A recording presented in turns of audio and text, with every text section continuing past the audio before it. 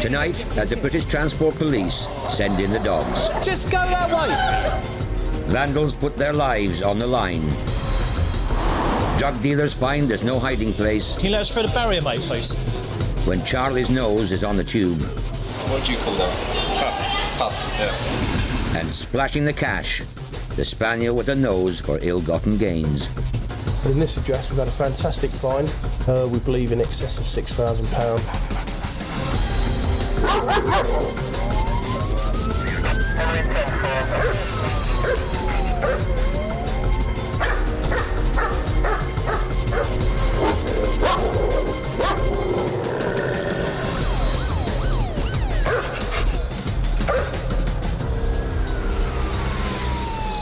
It's 9 p.m, East London.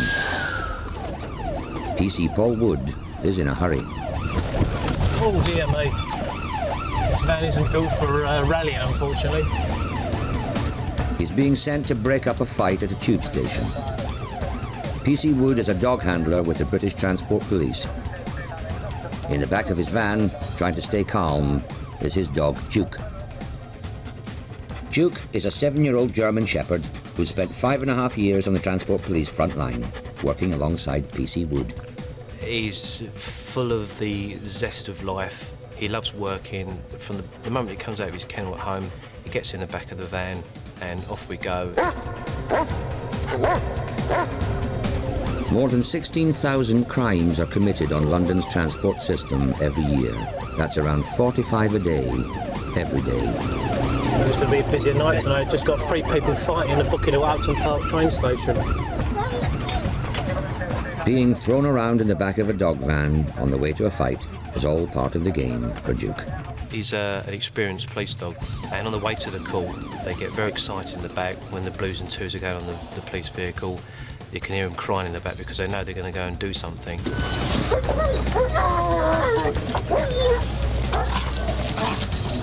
Get it.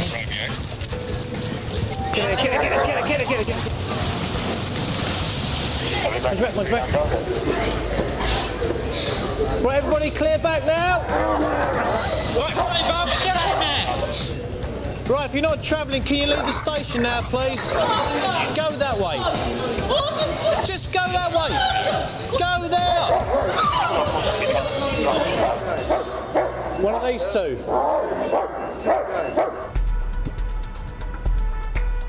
Meanwhile, 24 miles away in northwest London, another German Shepherd, Bear, is being sent to deal with an emergency at another railway station. Bear is a 2-year-old, a renowned track and attack dog who has been with PC McEwen and the British Transport Police for a year.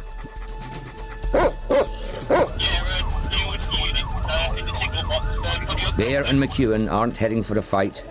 This is far more serious. Young men on the railway track. We're going to Rainer's Lane. They've got suspects on, the graffiti artists that are spraying the trains up. Spraying the trains up is not only criminal damage, it's dicing with death. Last year, 59 people died whilst trespassing on the live train tracks. Often sending in the dogs is the only way to find them safely. The dog's good in this situation because he'll track them and search for them. Essentially going to be pitch black up there.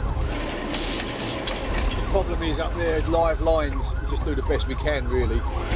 Police officers do not go onto live lines. It's just too dangerous.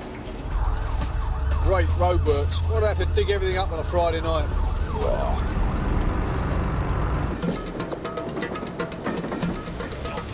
Back in East London, Duke and PC Wood have got the situation in the ticket hall at Upton Park under control.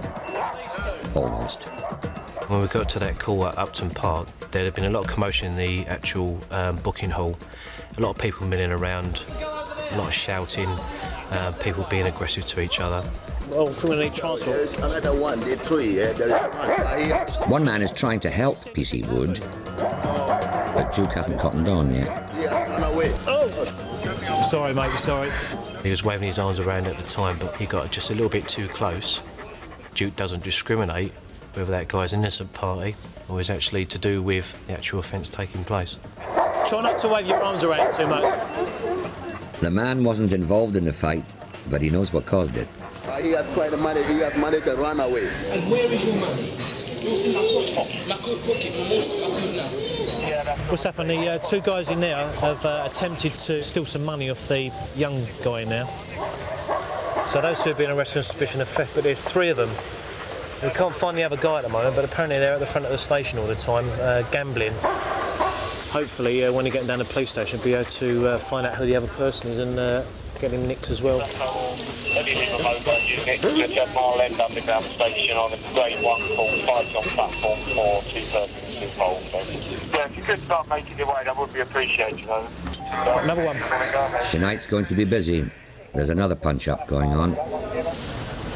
Another call to come out to Mile End for two people fighting in the booking hall. In northwest London, Bear and PC McEwen are waiting to get onto the tracks to go after the suspected vandals. They're waiting for London Underground to switch off the power, which will bring trains and hundreds of commuters to a standstill. There's six or seven suspects on the tracks. Still down there. We need to seal off all the access points and try and flush them out. The helicopter's owned by the Metropolitan Police, but it often works with the BTP, as the Transport Police are known. Should be with you in about 4 minutes. 1-1. The power is off at last, and Bear and PC McEwen have already found how the trespassers got onto the railway. We pretty much knew that they'd been on the tracks, and we pretty much knew that the hole in the fence where they'd certainly gone in through, so we went through the same hole in the fence. As soon as he went through the fence, his nose went down, he went up onto the tracks, led us along the railway lines. Bear was born to track. His sense of smell is 10 times better than a human's. Tracking now. Get on. Yeah, for your info, it's Indian 99's on the scene, over. Okay, I've got no one pulling up. Spare me a moment. The helicopter's thermal imaging camera hasn't yet picked up a heat source, but 500 feet below, Bear is definitely onto something. Juice is off. I wasn't too sure where he was taking me at that point. You know your dog's tracking, the nose is down, the tail's up, classic signs, and he's pulling in front of you. And the next thing we saw was a load of graffiti over a wall, and it was still wet, so we knew that they'd been there. They've been down here, he's tracking all over the place. They're sent all over the place. Coming up, Joey the Bomb Dog, looking for trouble. A 75 grand block of Semtex. Can Bear and McEwen grab the graffiti gang? Fresh scent everywhere. He's been here very, very recently.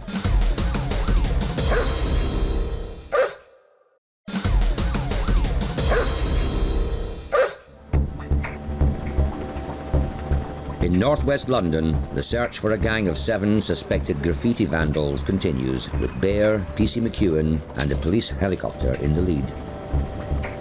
The power to this part of the underground system is off, and there's chaos. We've got trains stuck all the way down the line with people still on them.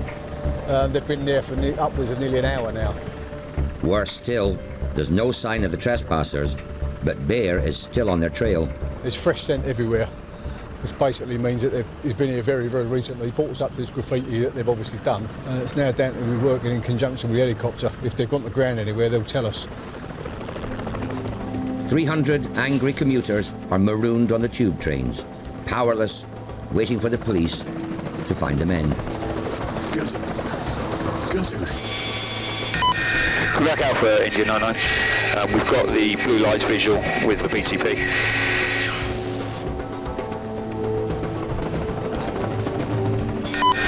Nobody hiding in undergrowth or in the gardens, and you're all standing out very well, so I'm afraid nothing from us at all. Yeah, that's all we're seeing. You're not to give up. It's time to give up and call it a night. But they've obviously left before we got here. Yeah, affirmative. I'm on the wasteland in Village Way. We're clear of it. Oh, get off me, you're muddy. Come on, let's go.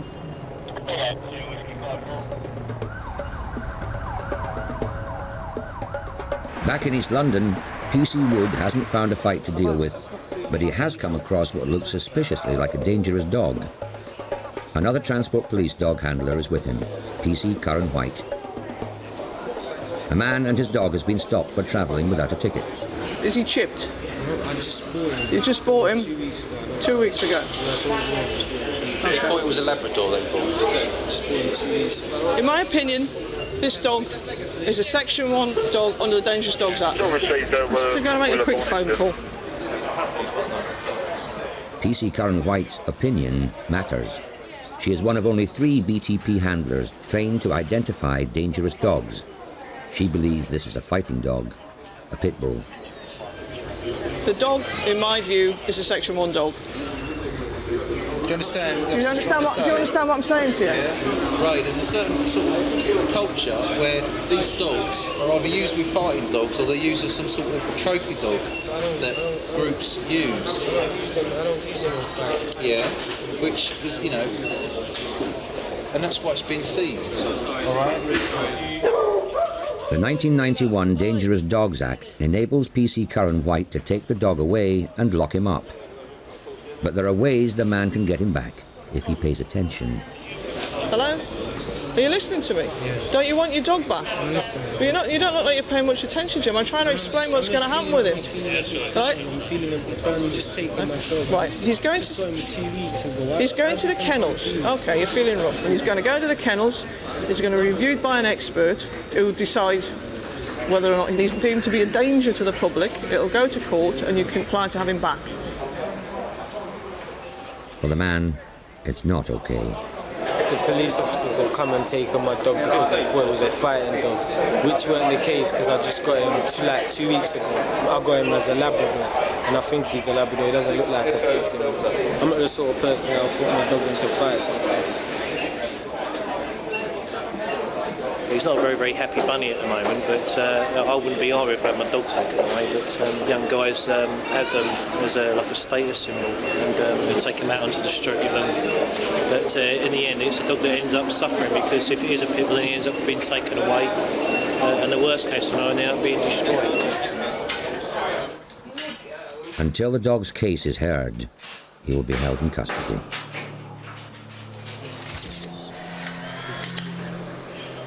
He's got some horrendous scars on his face, hasn't he? It looks as though somebody's had a good hold of that ear, doesn't it? You look at him, it's hard to describe him as a dangerous dog, but they've seen the damage that a dog like that can do to another dog or to a person if they're that way inclined. They're not really a pet. If the dog is found not to be dangerous, his life will then be in his owner's hands. We'll go to court, and if the magistrate is satisfied that the dog isn't a danger, he has to be chipped, tattooed, he has to have third-party insurance, has to be neutered, and when he's out in public he has to be on a leash and wearing a muzzle. Then he can be returned to his owner. If his owner decides he doesn't want him, then unfortunately he'll be destroyed. The British Transport Police have 85 dogs with all kinds of skills. With 3,000 stations and 10,000 miles of track to look after, they're kept busy. The BTP is Britain's only national police force, and they have to deal with every conceivable type of crime or emergency. Britain's railways are now prime targets for terrorists as well as criminals. When 4 suicide bombers blew themselves up on London's transport system in July 2005, killing 52 passengers, the work of the British Transport Police changed forever.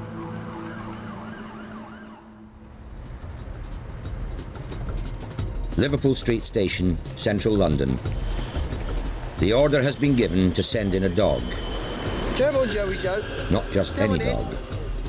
Joey is one of 27 Transport Police bomb dogs, specially trained to sniff out explosives or traces of explosives. A 3-year-old Cocker Spaniel, he's worked with handler PC Neil Almond all his life. Joey's been sent to Liverpool Street to hunt for a rucksack which might contain a bomb.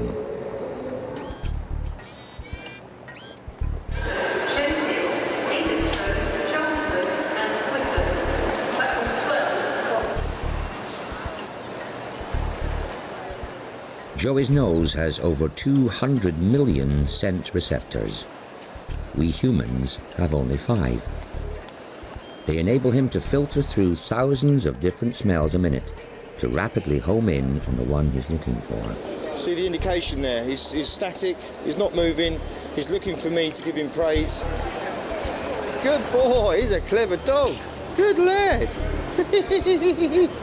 Joey is making it clear that he believes the rucksack contains explosives. He doesn't like giving the ball up that much. See how Joe? Joe. In 21st century policing, man's best friend has become a key weapon in the war against terrorism. But this is no bomb or a real security alert. Joey and PC Almond are being tested to keep them on their toes.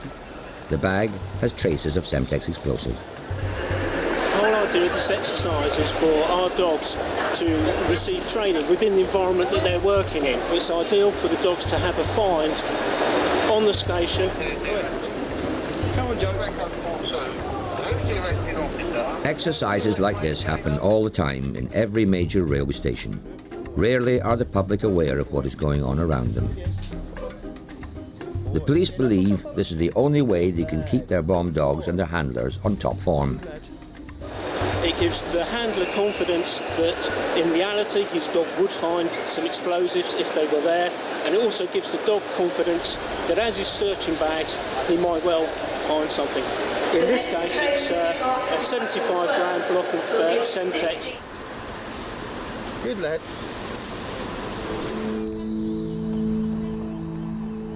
"6 a.m, Finsbury Park Police Station, North London. The BTP dog squad are on a mission, getting ready to raid a number of houses of people suspected of stealing money from tube passengers. The star turn will be Charlie. His handler is Sergeant Palmer.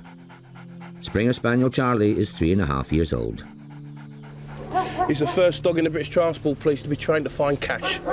And he was a gift dog. It was a family from Lincolnshire gave us Charlie, and he's been with me now 18 months. I've had Charlie.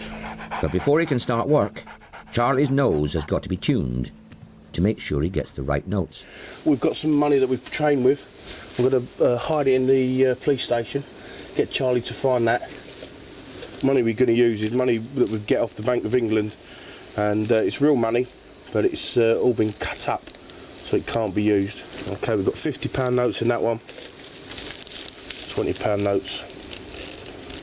He finds all pound notes, 5s, 10s, 20s, 50s. He also finds dollars and euros. All banknotes have a distinctive smell, no matter how old or how new. It's the smell of the paper and the ink, very strong. If you handle money, a lot of money, you smell your hands afterwards, a very strong smell. So we're going to start off, we're going to go and hide some £50 notes first, and we'll see how Charlie gets on with them this morning. Right, this is a harness. Once Charlie's got this on, he knows he's working. Wait. I would describe Charlie as 1,000 mile an hour, work orientated, and bang on for the job that he does.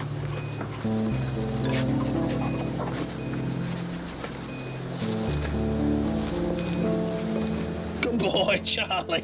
Look at him now, he's telling me now that there's something hidden there. He's completely frozen, and he'll get more and more frustrated.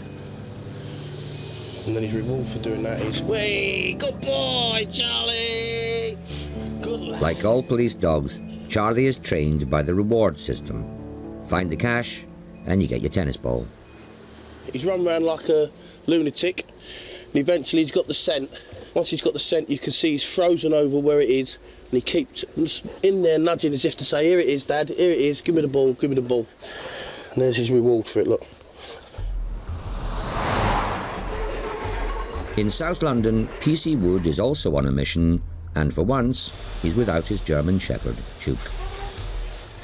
The Transport Police are constantly on the lookout for new talent, and PC Wood is here to audition one of Battersea Dogs Home's latest inmates.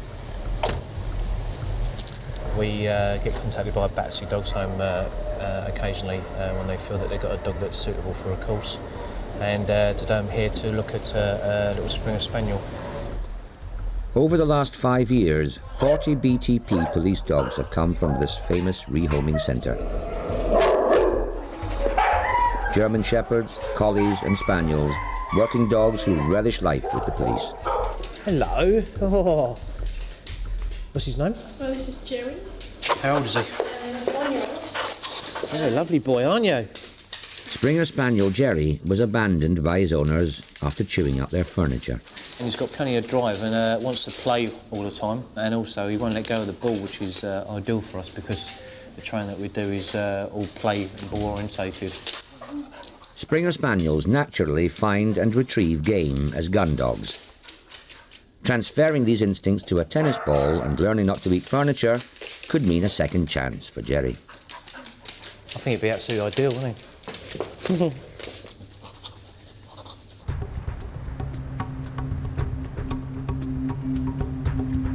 Meanwhile, Charlie the Spaniel, who's already got a police job, is hard at work, looking for the real thing, money.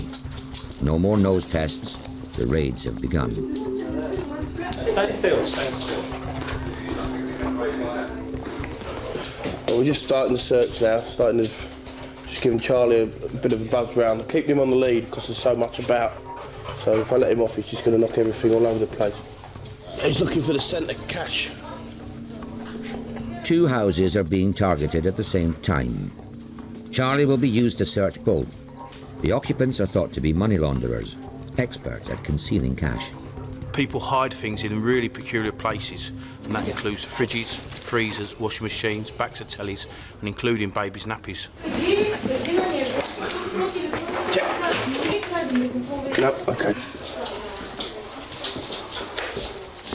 I've never seen so many bloody beds. Charlie, check. Charlie is able to search a house 10 times faster than any police team. This time, he's found nothing. That's me finished here, Martin, now. We started at 5 to 9. It's now 9:32, so that's 37 minutes. So we've not done too bad. I'm quite happy there's nothing in there. So we'll go and give him a drink, and we'll move on to the next address. 3 miles away, the second house has already been searched by uniformed officers. They've found nothing too, but Charlie is going to double-check to make sure nothing's been missed. Ooh, be careful, whoa. It can be risky work. Dangers of a dog working in a house. So luckily it was a bit switched on there, we saw that, didn't we? The close call with the mousetrap hasn't put Charlie's nose out of joint, and neither have the kids' toys. I knew we were onto something because I could see that Charlie was becoming a lot faster and a lot more animated. Good boy, what you got? Good lad, what you got? Indication on the brown teddy bear. Okay, you see Charlie keep nudging the brown teddy bear. It's telling me there's something in there. The reason I gave Charlie the ball before we checked the teddy bear is that I have full trust in Charlie, and I know that when he indicates on something, there's something there.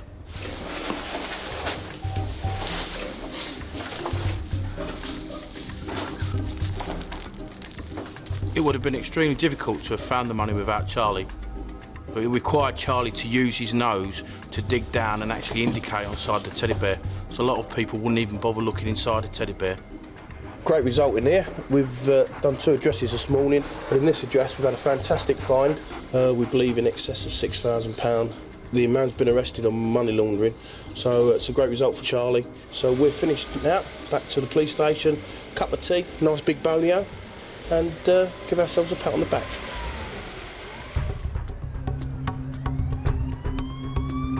The Transport Police dog squad is nearly always at full stretch. When they aren't chasing criminals, they're keeping the peace. As darkness falls, Sergeant Palmer and his team are preparing to deal with 75,000 football fans streaming into London's transport network. Football duties tonight, Wembley match, England versus Croatia. So as we know, if England do win, it'll be a quiet night. If England don't win, then we could be in for some fun. Sergeant Palmer won't be working with cash dog Charlie. His second dog, German Shepherd Zen, is more suited to this task. Zen's a specialist in crowd control with a fearsome reputation. Okay, we're working as directed by Silver tonight, and that'll come through Alpha Zulu as usual on football days. Basically what we're going to do is once we've finished briefing, we'll mount up in the vehicles, book on with Alpha Zulu, go out and, as directed, go to wherever we're needed. Backing up Palmer and Zen will be PC Curran White and her 5-year-old German Shepherd Jasper, and PC Wood and Duke. The German Shepherds are an actual physical deterrent. You find that football supporters will steer clear of you. They don't particularly want to have any contact with a police dog whatsoever, and the larger the dog, then the better deterrent.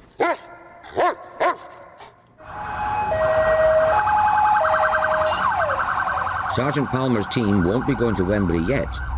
First, they've got to go and see what's going on in Baker Street. This is the Globe Public House. It's a very famous meeting place of fans on their way to Wembley. The dog unit is deliberately keeping a low profile. They want to avoid scenes like these. Football violence can flare up without warning, and across Europe, police dogs are increasingly being used, but only when the situation turns nasty. Just liaise with the inspector. Everything's going swimmingly well. There's no tension or no need for us to have the dogs out at this time, so we'll just stay where we are. Dogs will stay in the van. We'll just do ordinary policing work that we need to do and wait to be called upon, really. Coming up, He wants us down on the concourse bit. drama at Wembley as the fans face defeat. Someone's gone off the platform and onto the track. And another Charlie sniffs his way to success. What have you got? Bit of cannabis. You've got a bit of cannabis on, yeah.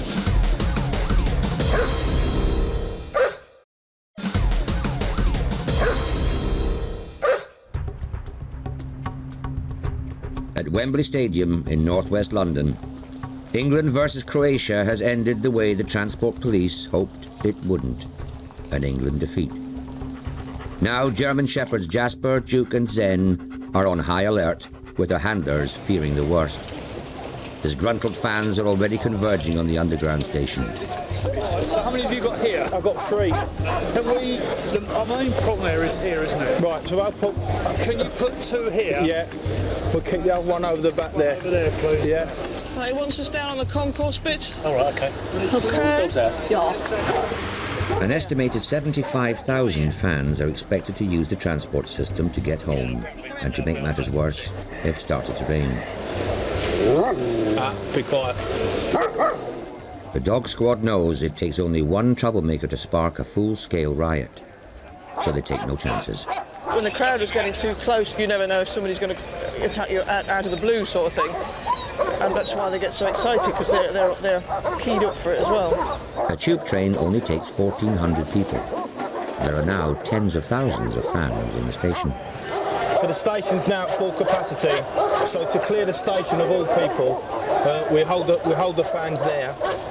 As soon as the people are out on the trains and the trains are all clear, there's plenty of room on the station, the crowd will then be allowed to move back on. This stops any problems up on the station when we're overcrowded and pushing and shoving and stuff like that. But holding back the fans can also cause problems of a different kind. Frustrations which can all too easily boil over. This can be one of the areas now where we start getting flashpoints. Obviously people have been to the ground, they've been to the game, they want to get home, it's late at night, it's a wet night, and now the police hold them back. So this is where sometimes trouble can start. And it has. A fan has decided to try and walk home along the live line. We've just had a call that someone on platform 5 has gone off the platform and onto the track. On scan all customers, please stay exactly where you are. Do not stay. So as you can hear now, they're having to close the station, they're having to discharge the power on the lines, which is going to cause even more of a problem. It's quite a precarious situation at the moment.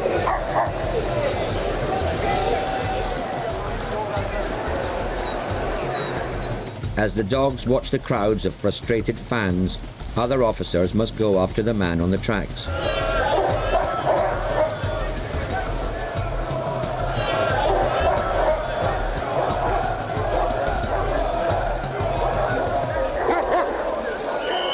fan who caused the shutdown is under arrest, and the tube is open again. Thank you for your cooperation. I wiped most of the rain off on my legs when we stood out there, didn't you? You wiped most of it on my legs. Said a police spokesman. I should imagine by now most of the fans are so fed up of standing out in the rain that they probably all just want to get home as soon as possible. Like me, really.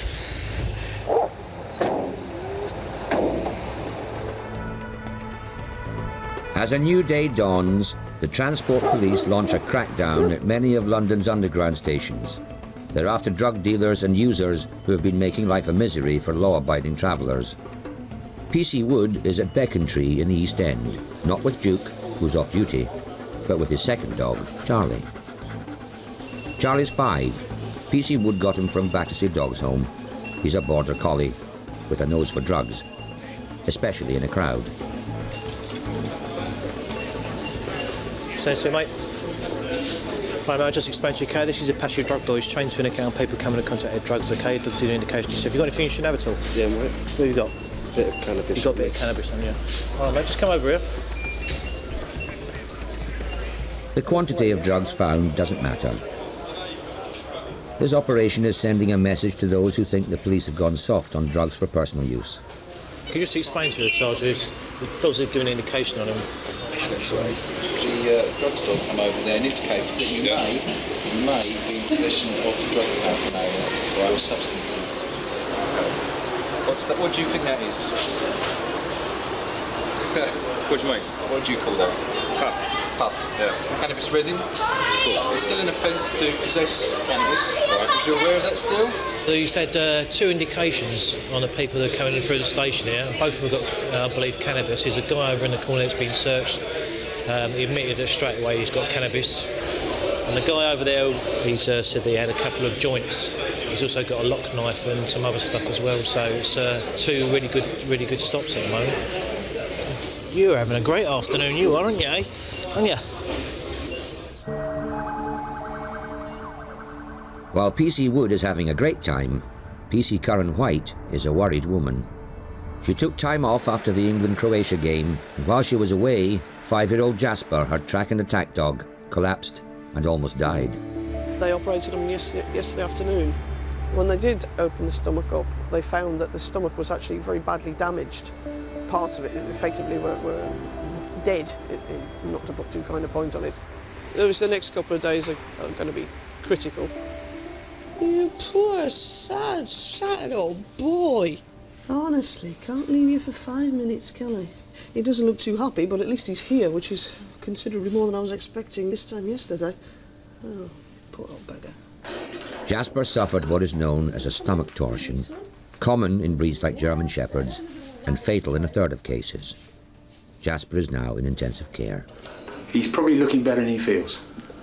Yeah, I can imagine. It feels awful. Yeah. Considering what they actually found when you opened him up. Now's the time to try him with a bit of solid material and see whether he can cope with that. If he can, then we can start to give him a bit of nutrition, which should help the healing process. So. Yeah. Oh my God. Okay. What's this then?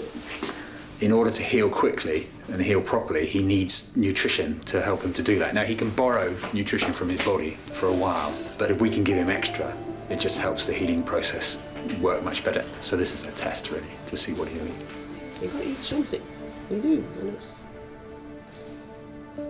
Jasper isn't doing anything, and that includes eating. You know, he was near death's door 2 days ago, so I would get quite worried if he didn't eat for another 2 days. Then, but usually the reason why he's not eating for another 2 days is because something's going wrong. So we'll see. Okay. I know he's still, not out of the woods, so he probably spends more time with me than most pet dogs ever spend with their owners. It'd be impossible just to treat him like a tool. He's part of the family. Anyway, he's here. He's doing his best. So let's play it by ear as we go,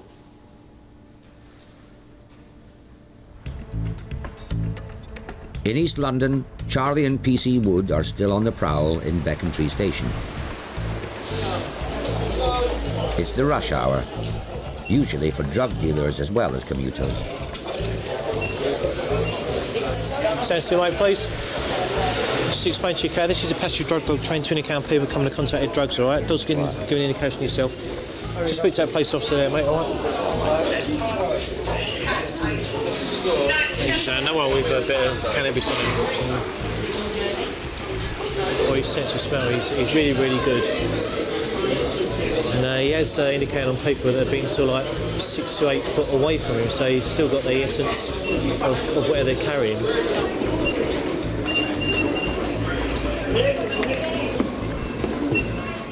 Charlie's picked up the essence of something illegal. Whoa. He was really air scenting. As you can see, he was straining on the lead, and he's still air scenting now as well, so it could even be the guy with the bicycle over there. Can you let us through the barrier, mate, please?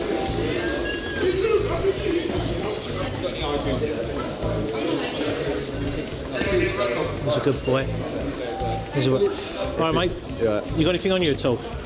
No, man. I've smoked a joint just now, You smoked a joint just now? Okay, what I'll do is I'll get a police officer to speak to you after these gentlemen. What's that about? No, never mind the camera, mate.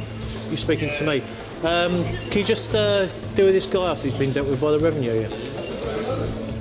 The man with the bike is already in trouble. He hasn't got a ticket. And Charlie's still air scenting like mad. Do you smell cannabis?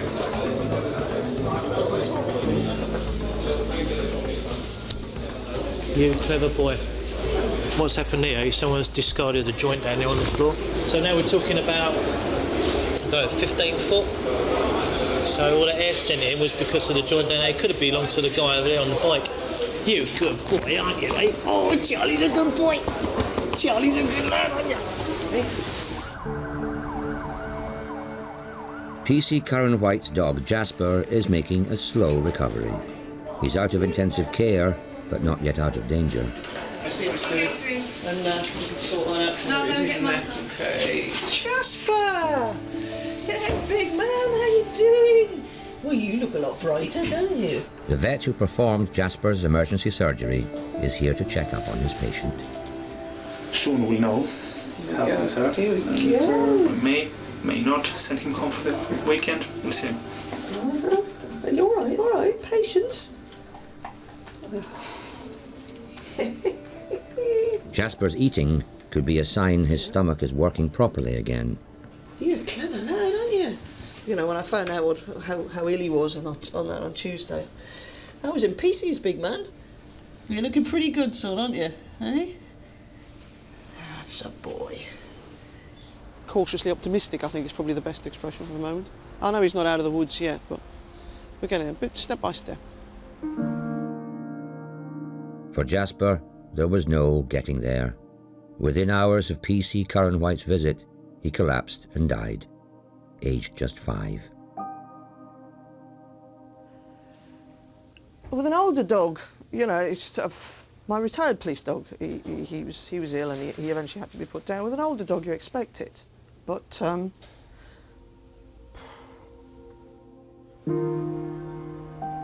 24 days ago, Jasper was at Wembley on the front line with Curran White, anticipating at least another 3 years on active duty. All handlers feel for any handler whose dog dies or has to be retired whilst in service. The dog is part of you, we're partners. It's bad enough losing a pet, but losing someone that you're working with every day of the week is absolutely devastating. Because Jasper was young and in his prime, you know, he's a fit dog. It was a real shock. So.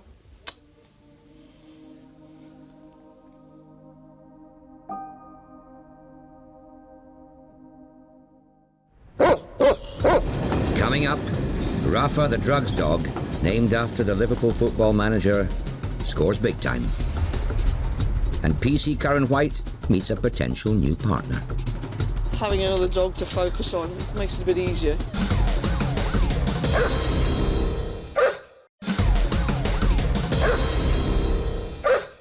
Another day brings another phase in the Transport Police operation to rid Britain's rail stations of drug dealers and users.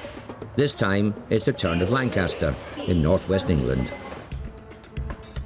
Today's enforcers are a 2-year-old spaniel called Rafa and his handler, PC Mick Cook. Rafa is an elite passive drugs detection dog, named after the Liverpool football manager Rafael Benitez. Yeah, it's Rafael, the saviour. His previous owner's a mad Liverpool fan, so he was obviously named after the Liverpool manager, you know. My dog's having more success than the manager at Liverpool at the moment.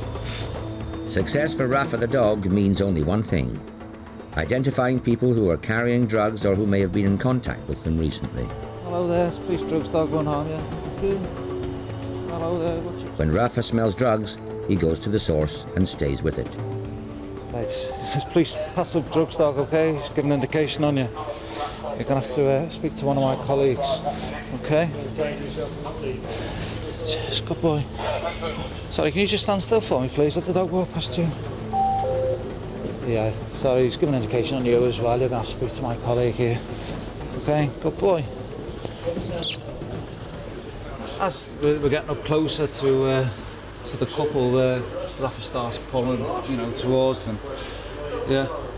Because Graham's now said he's got some drugs, I'm going to give the dog a reward, you know, so he knows he's found what he's looking for, you know. He gets his ball as a play, and that's what it's all about for him. Oh, he's a clever lad. Good boy. Rafa is just one of only a few Transport Police drugs dogs based in England's northwest, so he's got his work cut out. Liverpool, Manchester, all your big cities were busy drug-wise, like, unfortunately. Rafa can't work around the clock. His special nose requires regular breaks. You've got a gland in the nose, dogs, that humans haven't got, which gives them this incredible sense of smell. And when it's constantly working, they get nasal fatigue, so we just give them 20 minutes rest, cleans it, takes their mind off what they've been doing for the last 40 minutes or so. Back in London, PC Curran White is at a loose end. Since her German Shepherd Jasper died, she's been on light duties. She needs a new partner. This is where all new Transport Police dogs are trained. Here we are, this looks like this is the boy. Otis! He's coming with me. Hello. Otis, a German Shepherd, is only a year old, a puppy and a novice canine cop. Before he can hope to replace Jasper on the front line, he will have to undergo 3 months of rigorous training at this elite school. Only 8 wannabe police dogs are allowed in each year, and not all of them make it through. This is us now for the next 12 weeks, and hopefully... Otis and PC Curran White must learn to get along. Come on. Come on. Good boy. Good boy. Come on. Speak. Speak up. Good lad. Good boy. Speak. Basically, we need to sort of trust each other. You know, I need to know that. I need to know how he'll react, and obviously, the more time we spend together, the more I can work out how he's likely to be in any given situation. Also, I mean, he needs no bites. That'll do. Steady. You're all excited now, aren't you? Good lad. Yeah, he needs to trust me as well. Basically, that I'm not going to shout at him for nothing or punish him. I need to make him understand clearly what I want him to do, so that he knows that if he responds, he gets a big fuss. Yeah, he's nice and lively. He's quite friendly. Over the next few weeks, we'll see how he gets on, cars and railways and all the rest of it. Let's try and get him socialised as much as possible. Otis, come. It is quite strange. Obviously nothing is going to replace Jasper, but having another dog to focus on helps, makes it a bit easier, to get over losing him. Almost 300 miles away in Lancaster, Rafa and PC Cook are still disrupting the druggies who are using the railway. Rafa has scored 6 times so far, and he's not done yet. All right, you're all right. Passive police drugs dog, this, mate. Just give an indication on you're okay. You're going to have to speak to my colleague here. All right, thanks very much. The man quickly confesses to having recently smoked cannabis. Rafa's 7th success. But the searching officers have found something altogether more sinister: a switchblade. Knives are now as big a menace for the transport police as drugs. Seizing them is a priority, no matter what the reason for carrying. So he's been arrested on suspicion of an offensive weapon. We're taken down to the local police station, where he'll be detained and interviewed regarding it. The man was not prosecuted for smoking a joint, and he was acquitted of charges of possessing an offensive weapon after the court heard that the knife was one that he used for work. Good boy. Oh, he's a clever lad. PC Curran White decided not to take Otis as her new dog. She's still looking for a replacement for Jasper.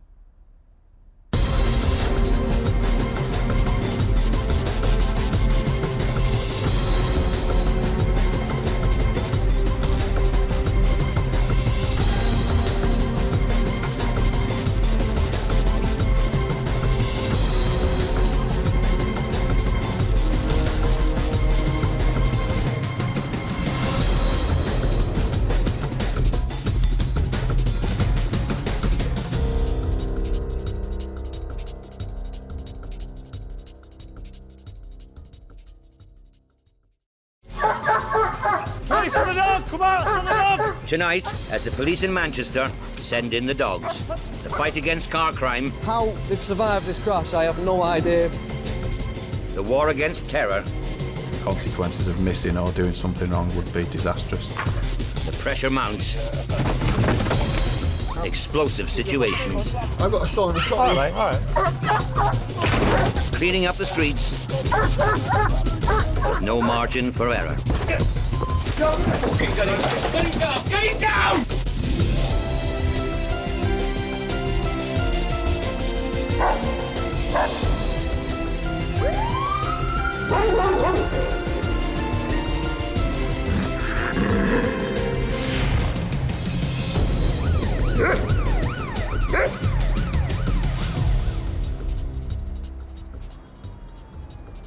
It's midnight, and the Greater Manchester Police Dog Unit is hard at work. We've had about 4 calls for this domestic. Headquarters has received a call from a woman who says a man is threatening her. Basically, call to a male who's attacking a female, and the second report just come in saying the male is strangling a female on the floor as we speak. German Shepherd Leo is 6 years old. His handler for the past 4 years has been PC John Rogers. Leo has a good nose for trouble. Even from the back of the dog van, he can always tell when he's on his way to a job. It's like a switch. You put the blue lights or the sirens or even increase your speed, the dog senses what's going on. He knows because you can see him in the back of the van. Sometimes he'll bark, sometimes he'll whine, sometimes he'll spin around in his cage. He's just anticipating what's going to go on.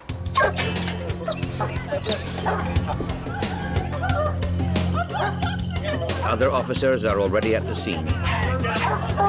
The woman is unharmed, but now the man has barricaded himself inside a house and refuses to come out. Come on, mate, let's have a talk.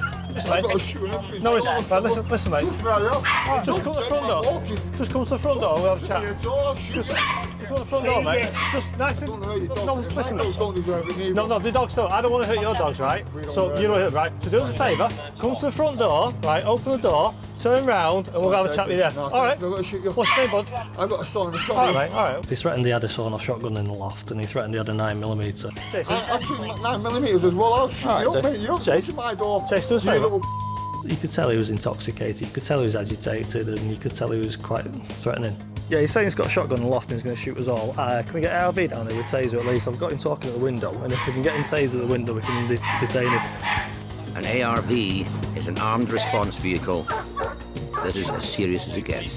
What are you starting off for? Whiskey 17. Mate, I've got stuff. And a pit bull. Watch this. I'll get the deal. Until backup arrives, Leo and PC Rogers are in the firing line. Come here, pal. 20 miles away, another dog team are being sent to investigate a robbery.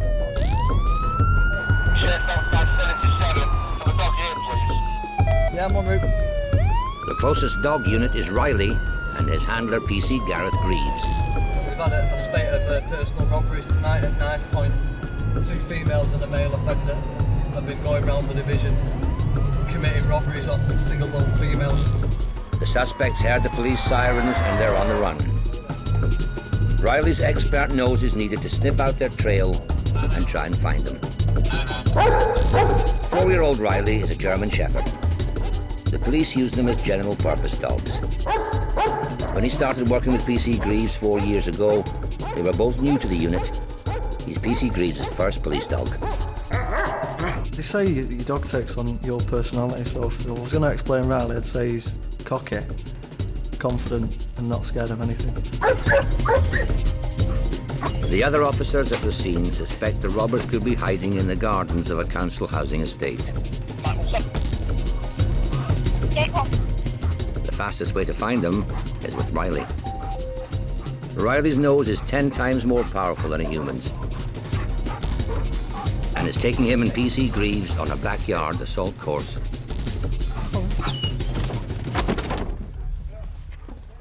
Stay, Riley. Whenever you come up to an obstacle and you got to put your dog over, you always look first. If you can't get over, you ain't going to send your dog over because you've got to back him up at the end of the day. So you always check to see if it's safe. Roger. Stay. Stay. No.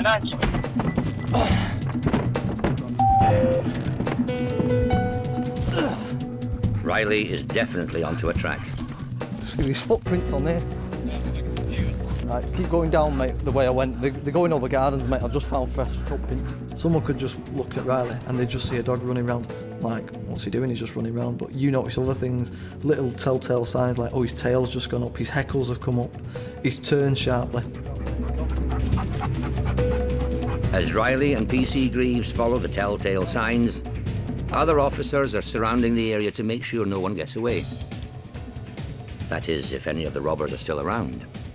What we've got here is it's a face mask which you can disguise as a hat. If you can imagine you put that on your face, you pretty much got everything covered. Now, it's been raining tonight. This article is bone dry, and when we talk about scent, Riley's picked that up himself. He's found that on his own. I'm just tracking, and he's laid down next to a garden wall, and when I've investigated, there it is. Good lad. There's more good news. A woman has been found in a nearby road. She's been arrested and will be questioned in the local police station. The bad news is there's no sign of anyone else. It's a good result, really. Although Riley hasn't detained the offenders, he's been a right integral part in relation to this arrest, and it's a cracking find. I'm really chuffed with him, and he's done really well. Go on, cheeky. When I get him back to the van, give him a bit of a fuss and a cuddle. And he's done me proud, bless him. And he's worked hard. Ain't your son? Come here, pal. But while Riley relaxes, back in Salford, the night shift siege is going from bad to worse for German Shepherd Leo and his handler PC Rogers. The drunken gunman who threatened the pair still won't surrender. The situation could have been nasty because of the threats he made to me involving the firearm, threatening to shoot me, etc. That's why I requested the armed response vehicles, because I didn't know whether they had a gun or not.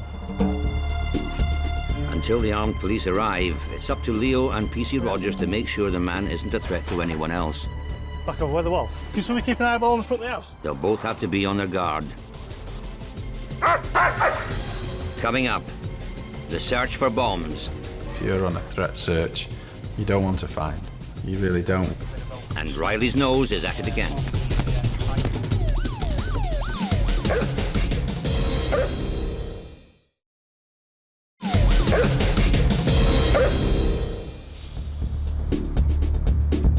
In Salford, the siege has reached stalemate.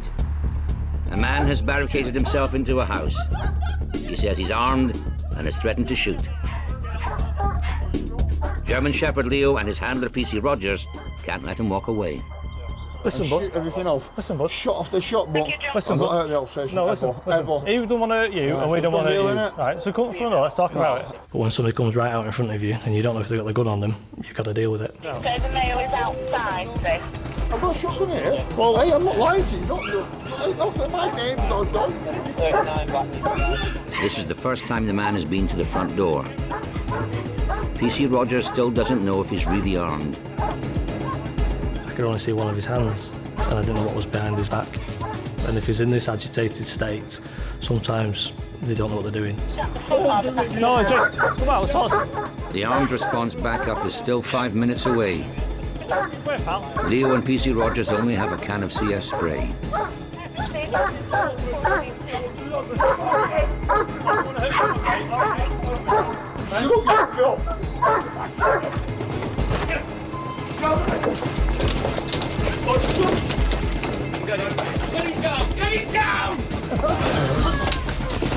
Get down!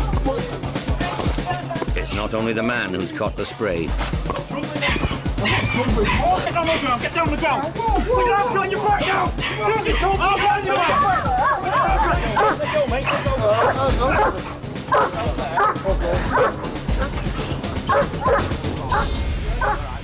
You're not supposed to suspicious threats to kill, also you're not supposed to suspicious possession of a firearm. You don't have to say anything, mate. Right, you don't waste your question you later, go court if you do something, the evidence comes down. Can't see. Right. Had I not taken that action there and then, it could have gone on for hours. You have to deal with it as you see, and that's why we're in the job we're in. We do these things on a daily basis. You make decisions, and that's why we're put in this position of authority to do it. Luckily for Leo, CS spray doesn't affect dogs. It's not the same for PC Rogers. So I had to gas him, but move into the cloud of gas at the same time. Obviously, you're going to get the full blast of it, but at the end of the day, we had to get him. We had to get him in the circumstances, and the opportunity arose. I had to take it. So it's just got to suffer the consequences sometimes. But the problem with CS, you can't rub your eyes or anything. You just got to like spit it out and get some breeze past your eye to get rid of it, because it's just like a crystal. So I'll be alright, but the good thing is he's not hurt. That's the main thing. He's not hurt. He did a good job. Hey, pal. It turns out the man wasn't armed after all. But no one was to know that. He seems to start having a rapport with me. If you can get a rapport and talk somebody out, it's a lot better than having to do something like that. At the end of the day, he was very up and down in his emotions, which shows a sign of instability. The dog was, to a certain extent, a distraction technique, but if then he'd started attacking me, the dog would defend me. It was a good result, at the end of the day, good result. He's a good boy. Leo is just one of 55 highly trained canines that make up Greater Manchester Police's dog unit. Their base is Charlton, to the south of the city. They're a valuable tool in the war against drugs and guns, chasing down and hunting criminals. On the floor now! Get on the floor! And solving crimes, even murders. The dog unit training is some of the best in the world. This might look like any normal residential area, but this is a street with a difference. Not Coronation Street, but it's just as unreal. It's a replica road, and it's a secret training venue used by the Greater Manchester Police. That's 75 grams of C4 plastic explosive gone in there. Examiner Martin Almond is hiding explosives. He's testing some of the GMP's finest. Explosive search dogs have one of the most dangerous jobs in any police force. Plastic explosives. With lives potentially at risk every time they're sent in to work. It's also one of the most disciplined. We're using 75 grams of TNT. Dogs and handlers are tested twice a year. If they fail, their license can be revoked, and often is. So we're going to set up a series of exercises, practical searches, and they can demonstrate to me their abilities. So we've put various explosives. We've got some Semtex going under there. Up for examination today is handler PC Rob Carlin and Springer Spaniel Colin. Good boy. 4-year-old Colin was bred for the job by the GMP. He's homegrown. Springer Spaniels are expert sniffer dogs with natural tracking ability and very sensitive noses. And when you're looking for bombs, they have to be right every time. You simply cannot afford to do anything wrong because there is, the consequences of missing or doing something wrong would be disastrous. We're doing a clearance search of the street and the houses everywhere. Everywhere's in the plan. Quick, go! Good boy. What's this? Today is the finale of a week-long unit relicensing program. The pressure is on to see if Colin and PC Carlin are good enough to stay in the unit.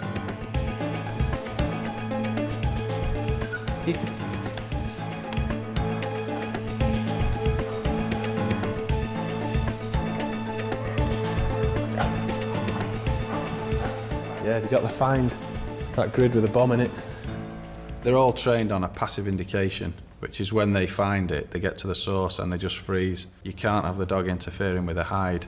Obviously, if it was a bomb and the dog interfered with it or pawed at it, tried to bite it, you know, it could set a bomb off doing that. For his good work, Colin is rewarded with his favourite toy. Good boy! Clever lad, Col. To him, looking for bombs is simply a game. Whether it's in a controlled search like this, or a real bomb threat. Knowing he'll get his toy is his only incentive. But playtime is over. It's back to the work and the examiner. As you get to know the dog more and the bond develops, you get to read the dog better. And I'll see the dog's demeanour change. He'll start searching differently, he'll display different characteristics, so I'll know he's getting into a scent pattern. And then it's just for you and the dog to work as a team to try and locate the source of the scent. The final explosives are hidden in this room. Wait, pal. Both for Colin and for PC Carlin, it's the moment of truth. It is pressure, because if you get anything wrong on the training day or the dog does something wrong, you could get your licence withdrawn then. Getting it right is Colin's job. You got it on this corner at the bottom of the court. Well, It's spot on there. After a week of pressure, Colin gets his ball. He's made the grade. He and PC Carlin will be back with the unit next week, working with Manchester's other specialist dogs. Good boy, come here, pal. And continually amazing their handlers. They're very good. I almost think we're not touching on the surface of what these things are capable of. They're incredibly clever.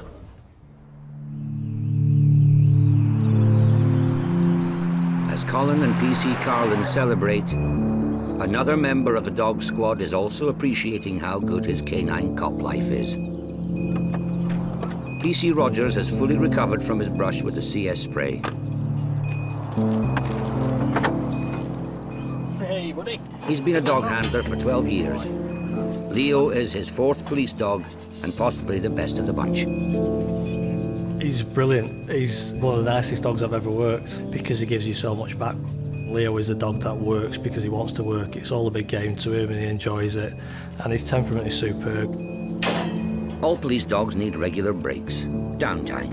For PC Rogers, Leo's welfare always comes first. And that means stretching his especially long legs. You can see, you see the size of him. I'm 6 foot and like he's stood up there, so you can see the size of him. Hey, pal, me? But you can have rough and tumbles, you fight with him, play with him, and then mess about like this. He just wants to be with you, just wants to play with you. Yeah. Hey, pal. Being a dog handler is a 24-hour job. PC Rogers and Leo spend virtually every waking hour together. Like, you have to have a bond with the dog. If you don't have a bond with the dog won't work for you. Or if he does work for you, he won't work to his or your potential as a team. So it is very much a relationship type thing. Massive bond between me and him. Spend more time with him than I do with the wife. Go on, him. What's there? Another dog team who spend most of their time together is German Shepherd Riley and PC Greaves. They haven't got time for play. They've been called to a suspected burglary. A man has been seen by police trying to break into a club. As soon as he saw the officers, he made a run for it. PC Greaves is still 2 miles away. Are you going to track from the pub downwards? I am, mate. I'm going to try, pal. So if people just try and stay in the area, not wander around all over the track, it'll give me the best option for my dog. When offenders run, they cannot help but leave behind an invisible trail. With every step, the ground below is disturbed. Even the slightest movement leaves a scent and a clear track that the dogs can follow. The track is hard, it's on concrete, and when it's raining it makes it harder for the dogs because the scent gets washed away and dissipated quite quickly, but hopefully I'll get in there pretty quick and he can do his thing for me. The barrier is not what PC Greaves wanted to see. But at least there's a mounted policeman who saw which way the man went. Down there where the bottom is, and they've gone left. Right, I'll pick it up from the bottom there. Information like this is a bonus for Riley, giving him a direction to search. And he doesn't want to hang around. Easy.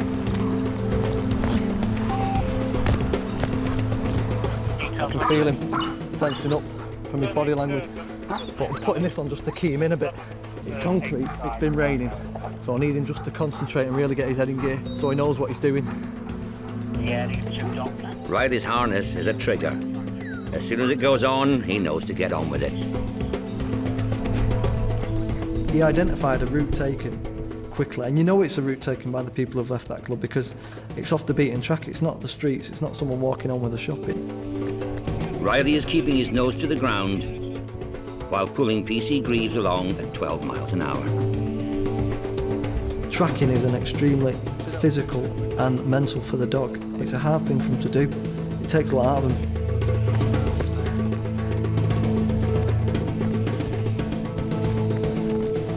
Nice, and he lost the track slightly, and then it was like boom, I'm back on it. Riley's definitely onto something. PC Greaves just hopes it's the burglars he's after. Manchester is Britain's second largest city. 2.5 million people live here. It has always been a prime target for terrorists, ever since the IRA blew up the city centre 13 years ago. The damage has been fixed, but not the fear. Now, every time VIPs visit Manchester, alarm bells ring and they send in the bomb dogs. Today, a mystery VIP is visiting the city and the town hall. Call this way. Springer Spaniel Colin and PC Carlin have got the job. This time it isn't a training exercise or a fake street. This is for real. There is that pressure of getting it right. But if you start getting too nervous and behaving differently, the dogs can sense it. He's the one that's got to find it, so you've got to get him working properly, which means you being calm and doing it as if you're on a normal, relaxed training day, if you like. PC Carlin remembers well the devastation caused by the IRA truck bomb. 200 people were hurt and the entire city centre had to be evacuated. In 2009, Manchester sniffer dogs are at the forefront of the anti-terrorist campaign. And Colin is it today. These are sort of things you've got to look for more in old buildings. Potential hides here. Come here, pal. Come. Good boy. Yeah. This one, come here. Come. If you're on a threat search, you don't want to find. You really don't. Whereas with the other dogs, all you want to do is find all the time. But you don't really want an indication off your Explo dog, because it's time to get out then. That's right. PC Carlin knows that feeling well. He's found explosives before. This way again. Come here. Come. Good boy. I have an indication which did require evacuating several homes and turning out the bomb disposal, and it's quite a big call to make, and obviously when you get that indication it is worrying. But today, Colin isn't giving that indication. It means the town hall is clear, safe for the mystery VIP. It is a big building, quite difficult to search, and with a dog you can do an area of that size in a short period of time. You've got to go and sign it off now that you have searched it and you're happy that this is clear. Good boy. The mystery VIP is also visiting another venue in Manchester. It needs to be checked out too. Coming up. Get on the floor. Stay on the floor. Riley and PC Greaves get stuck in. Come on, While PC Rogers and Leo flush them out.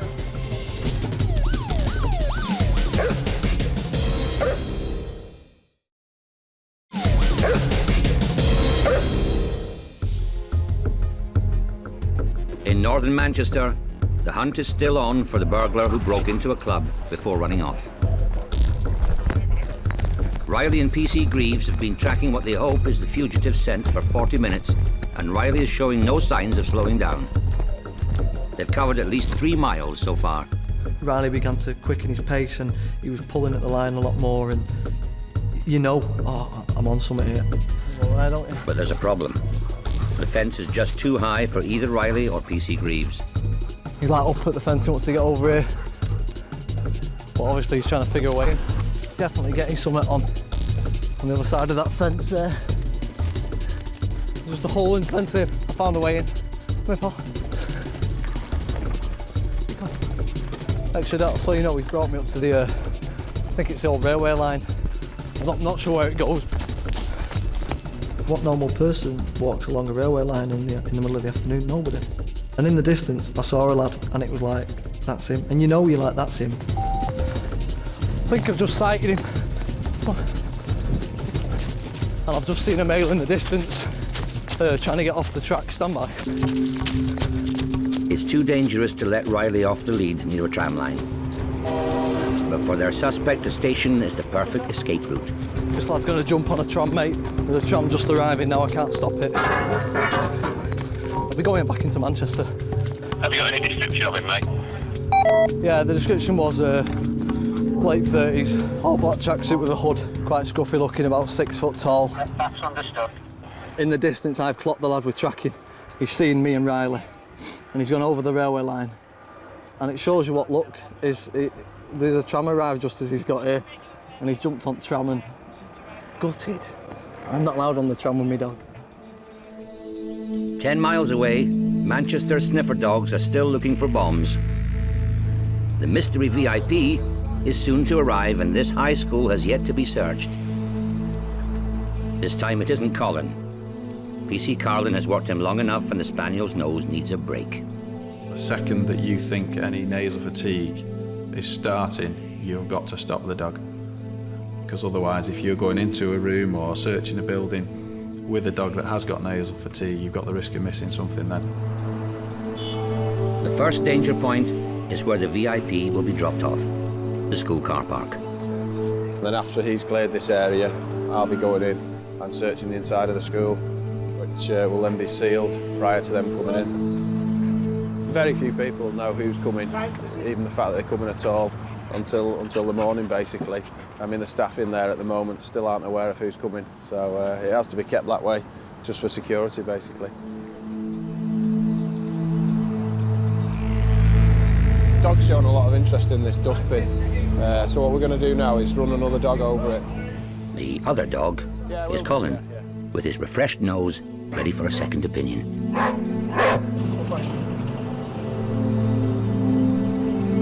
Good boy.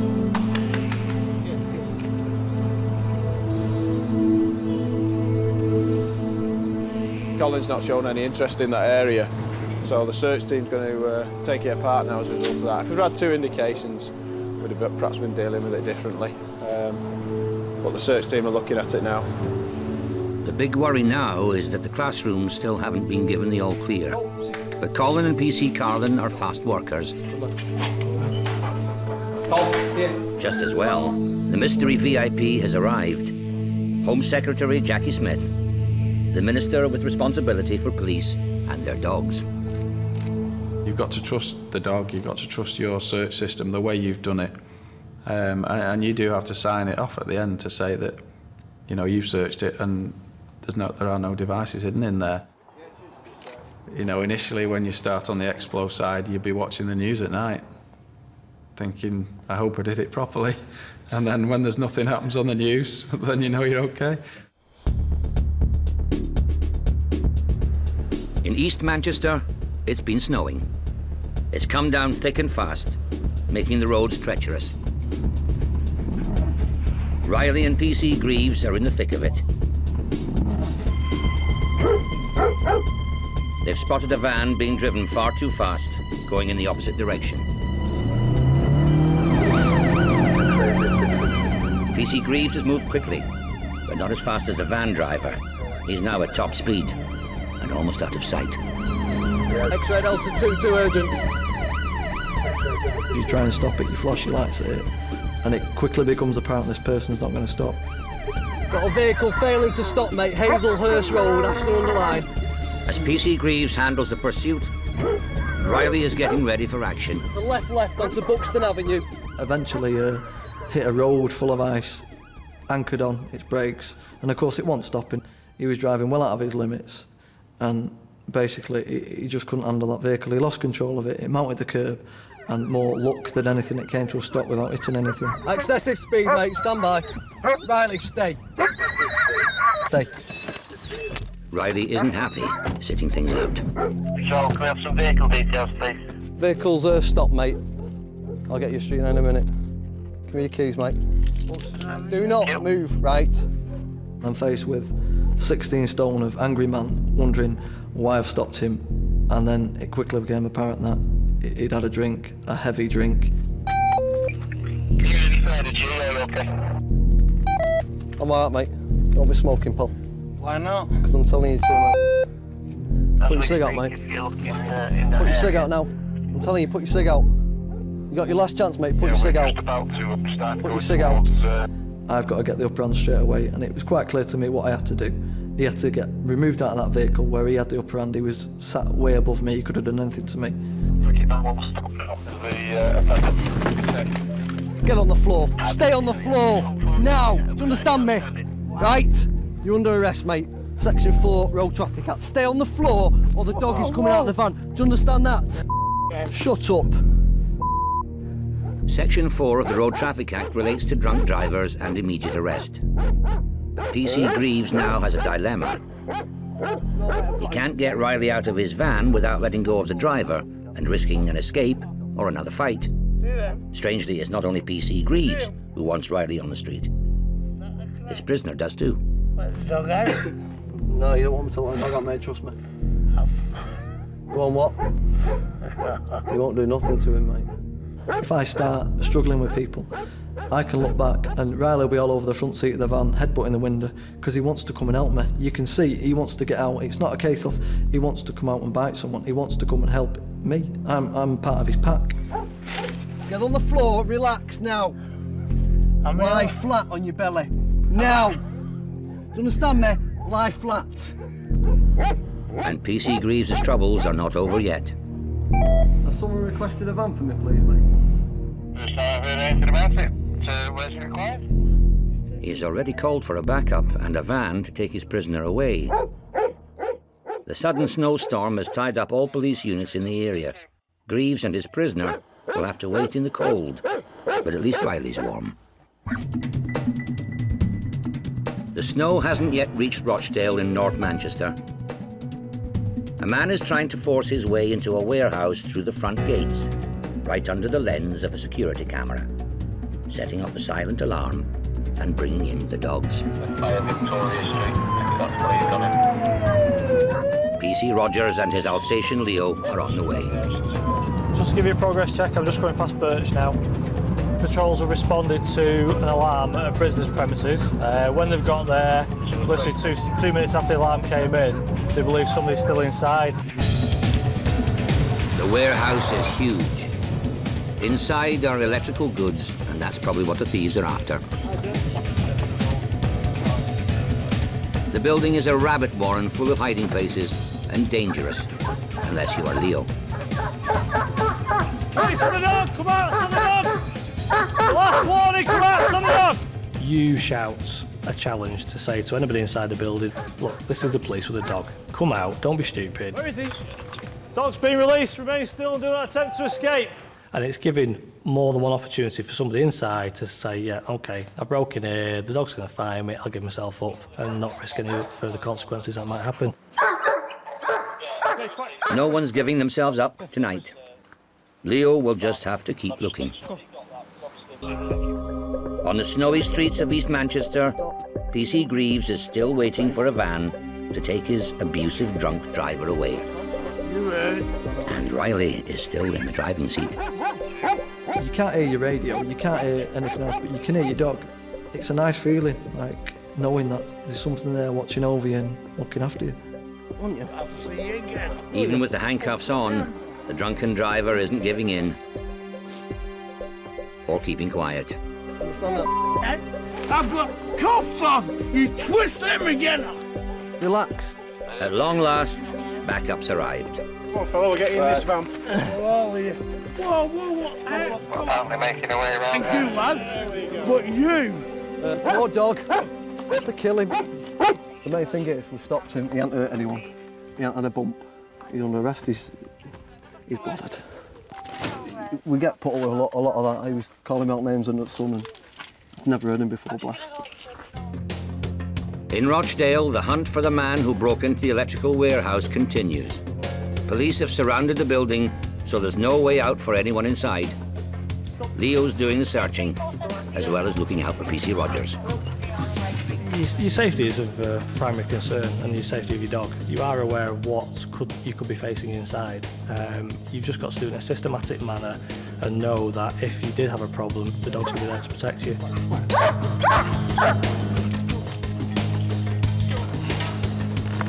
One thing you've got to be careful is obviously searching a building like this, it's all load of hazards for the dog. Obviously you can fall off the edges, there's loads of loose wire.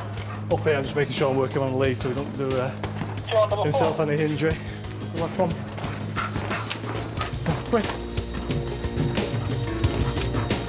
The dog winded this air sense of a human, so there were certain areas where the dog paid particular attention to, and other areas where I knew by reading the dog's demeanour there was absolutely nobody there and nobody had been there. Come on, pal. You make a mental note of where you go in, where you've been, where you haven't been, and make sure you cover all the areas until you get to the end of the building line and right to the end of the search. I never say it's clear until I got to that point. Thanks for your assistance, the building appears clear. Roger, John. Thanks for that. Leo might have drawn a blank, but PC Rogers is convinced there was once someone inside. It's always frustrating when you miss somebody by a few minutes. It is frustrating and gutting, but he did what he was trained to do. He was saying, look, they have been here, Dad, but they're not here anymore. In Manchester, the dog squad doesn't just wait to be called out or sent to crimes already in progress. By night, their teams join the thin blue line patrolling the city streets, looking for trouble. Sometimes they find it when they least expect it. Riley and PC Greaves are on the Mancunian Way, just outside the city centre. It's 3 in the morning. There's a Vauxhall Vectra on its roof, crashed, and you think no one could survive that crash, they're dead. And that's what you've got to face with, and that's when it becomes, you're not a dog handler then, you're a police officer. You've still got to do your job. Doing your job means reporting the crash and trying to find out who was in the car and what's happened to them. They'd crashed at a very, very fast speed, but they'd ran away. And then I know I can't do anything about that, so it's down to my mate. So Riley was called on again. And he quickly identified a strong truck. It was like frantic pace then. PC Greaves has no idea how many people were in the car. He does know he stands a good chance of finding them with Riley on the charge. 9-9, it's still Rehoming, Southern Avenue. Away from the city centre, the Manchester police helicopter is tracking a suspected stolen BMW which might have armed men on board. 9-9, it's approaching the junction Agecroft Road. It's a left Agecroft Road. It's vital that the occupants don't know the police are onto them. PC John Rogers and Alsatian Leo are also in the area. We've got a vehicle that's believed to have a firearm on board. The helicopter's above it as we speak, and because of the threat of a firearm possibly, they're going to try and get a firearms team down to the vicinity where the vehicle is. So we're just making our way to see if we can assist. The helicopter has a heat-seeking camera with a sliding scale from black for cold to white for hot. It identifies 4 people getting out of the car. One of them does a runner, but the helicopter sticks for now with the other 3. It's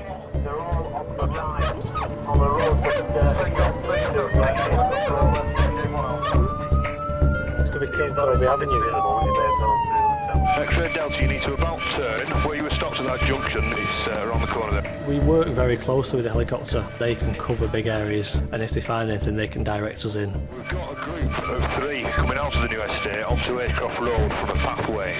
Indy 99 have got 3 males who've walked from this vehicle. They're trying to radio to the officers on the ground. You've got 2 patrols that stop nearby now. There's still one outstanding, so... Stop by. With 3 in custody, it's time to try and find the one who ran off. PC Rogers and Leo are still a mile away. Thanks for Delta 2-2, I'll be there in 2 minutes. Coming up, can Leo find his car thief? And will Riley and PC Greaves get more than they bargained for?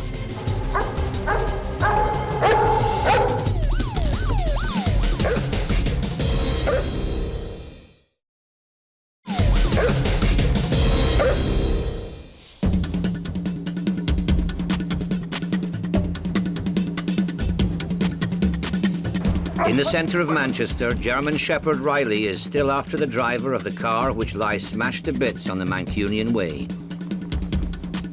He's still taking PC Greaves along for the ride. When you've got them on the end of the lead and they set off at a frantic pace, it is hard work to keep up with them. It's 32 kilograms of pure power. The dog's stronger than me. He's immensely strong for a small animal. The power that they produce is unbelievable. It took me a good 200-metre dash round a corner, and there they were, this young man and young woman. I'm under no illusion. If I didn't have Riley, he wouldn't have stopped running, the lad. He didn't want to stay at the scene of the crash. The dog being there stops people in the tracks, and they think, I'm going to have to stop here because I don't know what's going to happen, but I know that dog's going to catch me. The woman was a passenger in the car. She's asthmatic, or at least she appears to be. PC Greaves can't take the chance. He needs to get medical assistance fast, or she could have a full-blown asthma attack, collapse, and even die.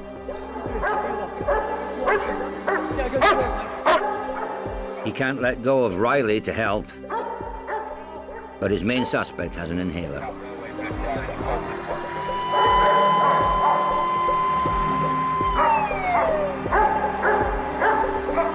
The woman is now in good hands. The main suspect is under arrest. Stay there. Riley is in the arms of PC Greaves. There's too much glass on the road. The bend where it's come round, it's quite a nasty bend off the Mancunian Way. Looking at the carnage that the car is, I can only guess that he's come round that bend in excess of about 80 to 90 mile an hour. He's lost control and he's hit the barriers. He's took out 4 barriers, a traffic sign, and then he's managed to flip his car and land on its roof.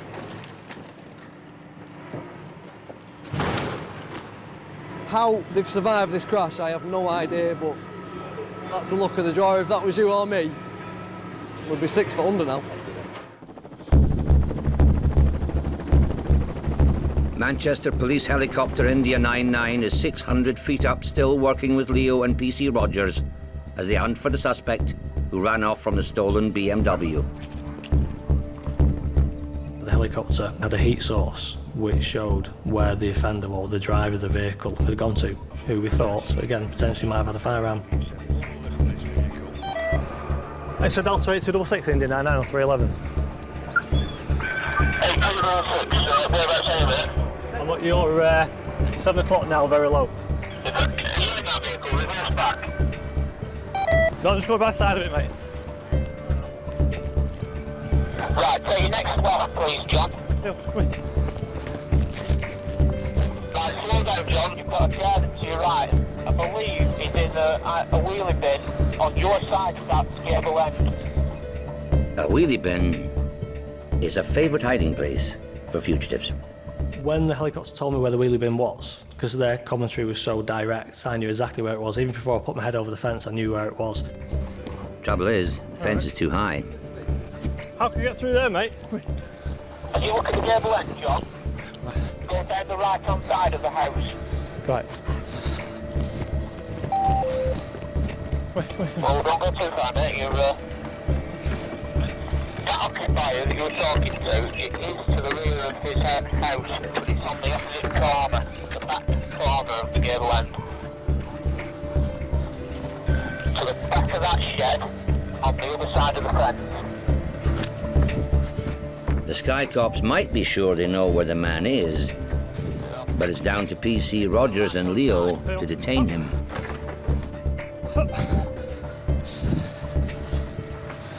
Place for the dog. Come out. Come out or I'll send the dog, right? Right. Put your hands up, right? Hands up in the air.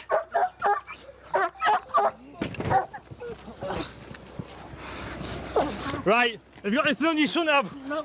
Right, have you got anything on you shouldn't have? Because you're potentially dealing with a firearm, again, you can't take chances, you can't take risks, and that's why the male was detained quite swiftly. Right, seriously? Right, put your hands up in the air. Right? So face the floor. Face the floor. Face the floor. Put your hands on your head. Put your hands on your head. Right. If you move, bitch, you're gonna get bit, okay? I instructed him to show me his hands, etc. Because if you can see his hands, he's not got anything in his hands, then that's half the battle won. Right, stand up and face the wall. Stand up and face the wall. Right, at this stage, right, you're locked up on suspicion of theft of that motor vehicle, okay? You don't have to say anything, we may have defence, no issue, come and you later, relax in court. If you do say me, we never understand. Right, I'll just... The man wasn't carrying a gun, which is good news for Leo and PC Rogers, as is the arrest. Whenever you get a result with your dog, because it shows that the partnership's working and it shows what a valuable resource the dog is, it's good, it's a good feeling. The man need not have hidden in the wheelie bin. He hadn't stolen the car. He was driving without a license and insurance, for which he was convicted.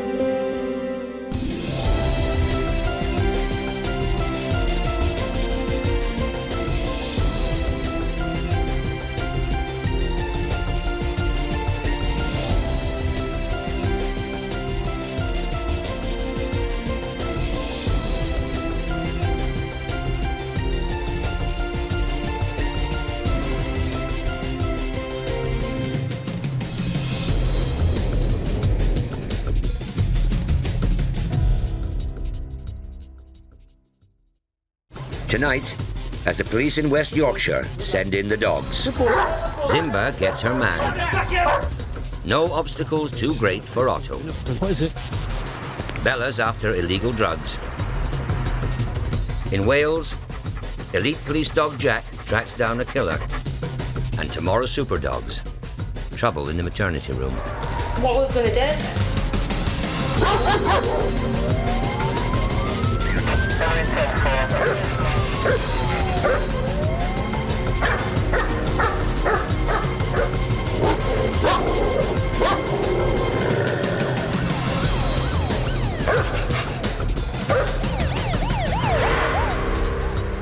The lot of a British police dog is often far from easy. In Bradford, a dog handler has been ordered to get himself and his dog involved in a high-speed pursuit of a dangerous driver. A blue Citroen Zara fell into stop on Shearbridge Road in the centre of Bradford. A lunatic behind the wheel, pursued by a posse of police cars. Sounds very dangerous because he's ramming police vehicles. Once the man stops or crashes, Worrell's dog will be sent in to catch him. But for now, he isn't joining the chase. He's there, look. He's coming towards us. Look at the speed he's going at that. Just ridiculous, isn't it?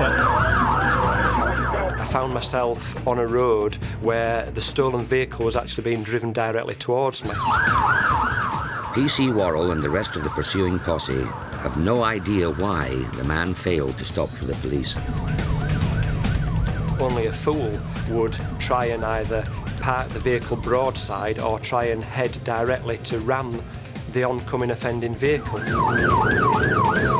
You have to yield, certainly keep out of the way to avoid a serious collision. All I can do is just stay in the area and keep abreast, hoping that when he bails out that we can sort him out. You know, assist him with dog, but I can't get involved in that.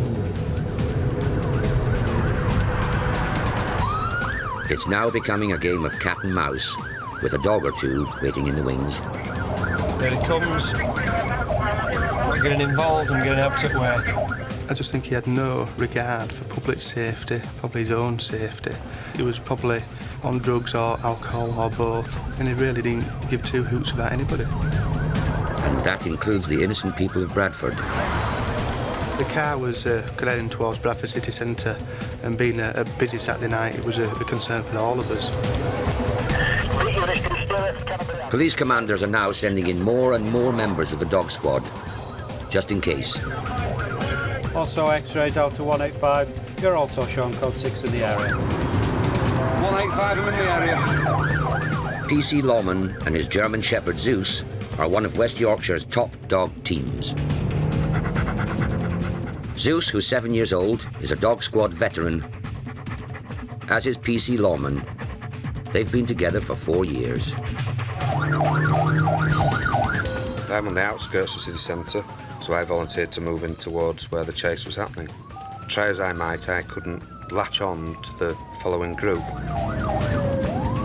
While PC Lawman desperately tries to catch up, another West Yorkshire dog team have been told to get involved in another car chase. It's 20 miles away, near Leeds. PC Tim Yates and his dog Otto are just round the corner. Otto is a rookie police dog, 3 years old, and a partner to PC Yates for just 18 months. But Otto is already a highly trained tracker with one of the best noses in the business. Out on the streets, he loves nothing more than confronting people. Whatever the situation is, he's up for it, he's barking away, he's pulling in his collar, and that's exactly what I want out of a police dog. PC Yates isn't close enough. This chase is already over, and the car thief or thieves have set fire to the vehicle. This is going to knacker up our track, something chronic. Smoke is a sniffer dog's worst nightmare. It plays havoc with the nose. Yeah. Same car with one light hanging out and it's all side stuff. How can this kid just run through the field? Tell him to come back. To make matters worse, the temperature has fallen to -6. Finding the suspect is going to be hard.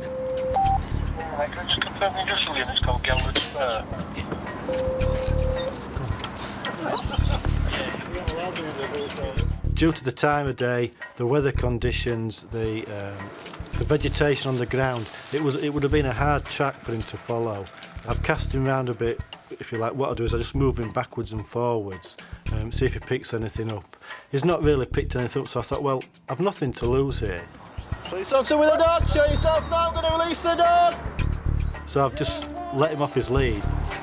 If he picks something up, he picks something up. So we've basically just followed the track.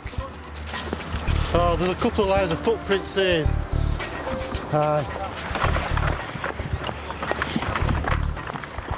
So he's using his nose rather than looking, which is why he's doing a lot of zigzagging. He's just trying to pick something up. And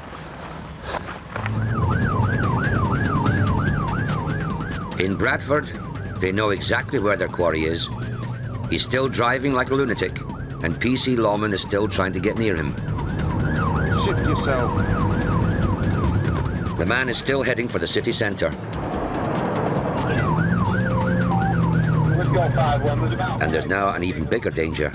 The front tyre of the tearaway car has blown. When the tyre blew, it can be a very particularly dangerous part of the pursuit due to the fact that the vehicle is unbalanced. It doesn't have the correct steering and the driver doesn't have full control of the vehicle. The car was travelling at quite excessive speed. Being Saturday night, there's lots of people in the city centre. Our concerns were for members of the public.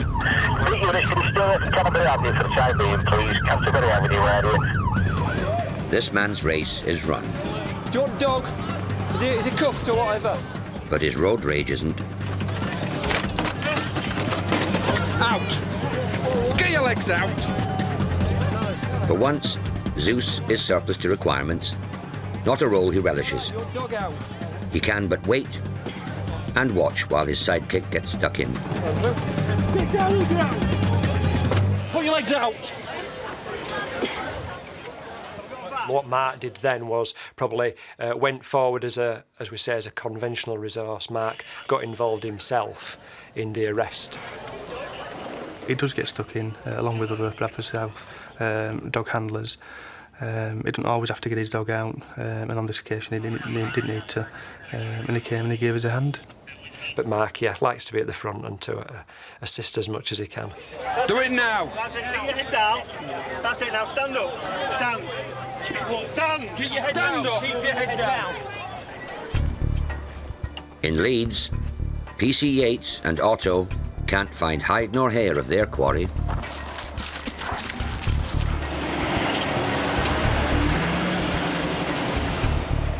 The smoke's still a problem, even though the fire brigade's here.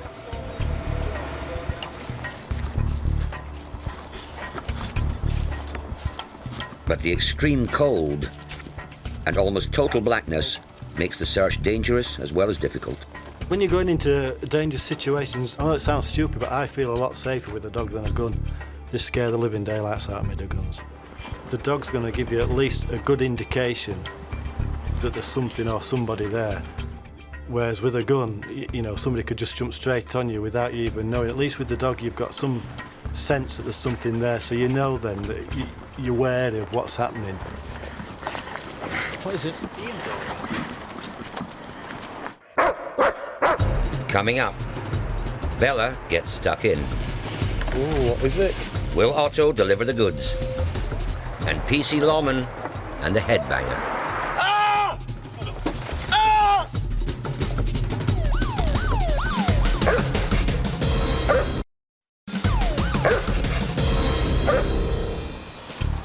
Outside Leeds in West Yorkshire, Otto and PC Yates are still hunting for their car thief.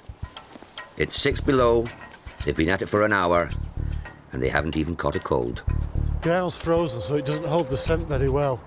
So basically it's just, if you like, scavenging for something. The wind's blowing in our faces, so if there's going to pick up anything, if this lad's squat in the bushes somewhere, the wind blows in his face. As soon as he gets a whiff of that, he'll stop and he'll spin on a sixpence and go straight to where that source of scent's coming from.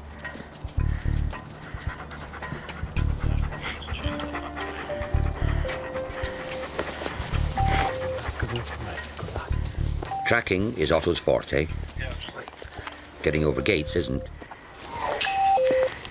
You've certainly got to be fit to do this job. People might think, oh, all you do is just take your dog out for a walk. That's all you do all day. If you're following or tracking with the dog and you're on the end of the lead, you don't want to be hindering the dog. Because if you're lagging behind and pulling at the dog's neck, he's going to get frustrated and start thinking, well, you know, I'm wanting to go in and you're stopping me. So you've got to be able to keep up with the dog. And it's hard work.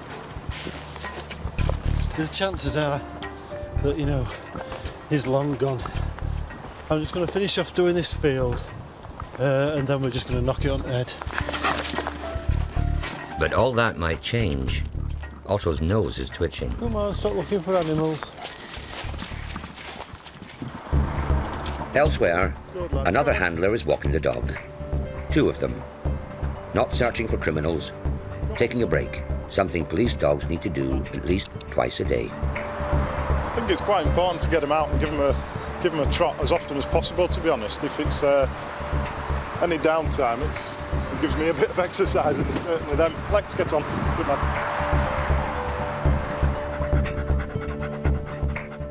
German Shepherd Lex has been a canine cop for 4 years. His handler, PC Ian Moore's second dog, is a new addition to the squad. 2-year-old Cocker Spaniel Bella is a highly trained, multi-skilled sniffer dog who specialises in finding drugs, money and explosives. A formidable combination. Bella! Hey, come on. Get on. Having 2 just adds to the fun of it, really. I get to go to, shall we say, the decent jobs, so to speak. I'm called to people fighting, people with knives, people breaking into people's houses, cars, etc., stuff like that. Plus I get to go and search for drugs, guns, money. That's what it's all about. That's what I joined the job for, to lock up the bad guys, really. And the bad guys are calling. PC Moore and Bella are needed. Extra Delta 185, can we have your attendance at Concordia Street in the centre of Leeds, please?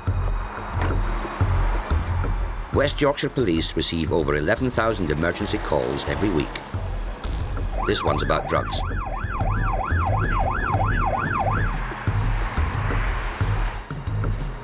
A man in a car has been stopped in the centre of Leeds. An informant reported that he had drugs. None have been found. Bella's nose is needed to search his car. There isn't an illegal substance she can't smell. Where is it? Go find it. She'll find the likes of heroin, cocaine, crack cocaine, ecstasy, amphet, cannabis, bush, cannabis resin. Got quite a wide scope of talents, really. As Bella starts work in the car, outside the city, Otto and PC Yates have almost given up. The fresh lead which caught Otto's nose is the wrong game. He's gone after a rabbit. It's a rabbit. Come on, stop looking for animals. I was a bit gutted, to be fair, because I honestly thought we'd got something. Come on, this way. It was very dark. There wasn't many people about, so anybody that was milling about that time of night is obviously going to be related to this car. And he sort of lifted his head up and scented something, picked something up, let him off again just so he can have a good look around. And lo and behold, it's the local wildlife. Straight out of the bushes, woof across the field, bye-bye Otto. Managed to get him back eventually, but it's just one of those things. He's a young dog, and if it's moving, it's, you know, it's fair game for him.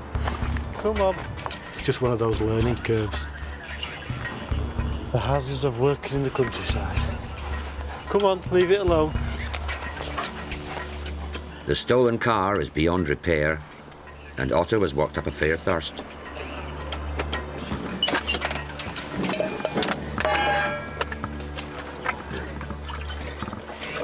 You can see the amount of water he's taking in, and he needs to replenish his fluids. I mean, it might be -6 out here, but it's warm work, and he's got a thick winter coat on. And it might not look it, but he's worked hard there. At a police station in Bradford, PC Lawman's trying to solve the mystery of why the crazed driver who caused the high-speed pursuit drove so recklessly. He may have had drugs in the car. Come on, Murphy. Oh, you can shut up. Murphy, what's this? What's this? PC Lawman's sniffer spaniel, Murphy, is going to give the vehicle the once-over. Come on. Murphy joined Zeus and PC Lawman just 8 months ago. He's only 2 years old. As well as drugs, he's trained to find cash and explosives. He's crackers. He's mad. He never stops still. He's just a driven dog. He loves it. He loves work. He's very quickly shown that he can do it. And the big thing with him is he enjoys doing it.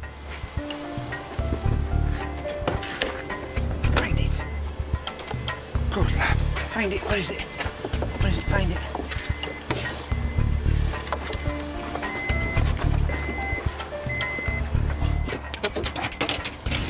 Good lad. Here come. Good boy.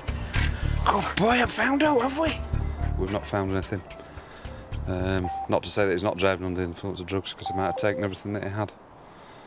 We'll let him know about a negative result, but thankfully he got arrested and got stopped from hurting anybody else. In the centre of Leeds, Bella isn't drawing a blank. She's onto something. Bella, find it. Go find it. And the man whose car it is getting concerned.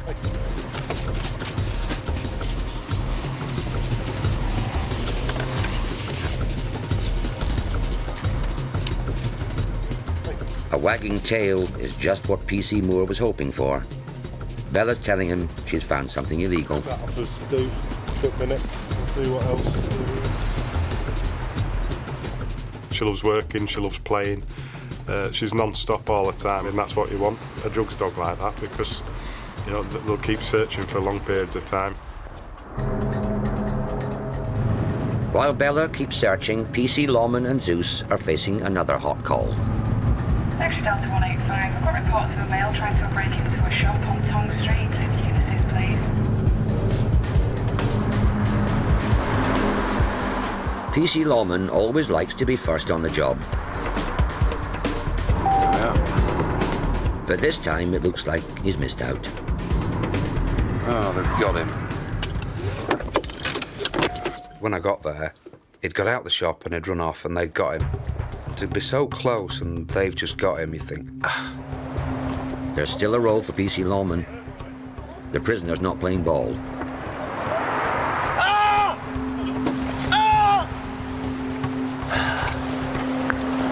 Well, it's Julius. Do you want a van for him? Yeah, might as well, yeah. What are you doing this for? I stopped for you, right? Why are you pulling me like this for? Searching you. Calm down. Calm down. I'll go in and Bullock join.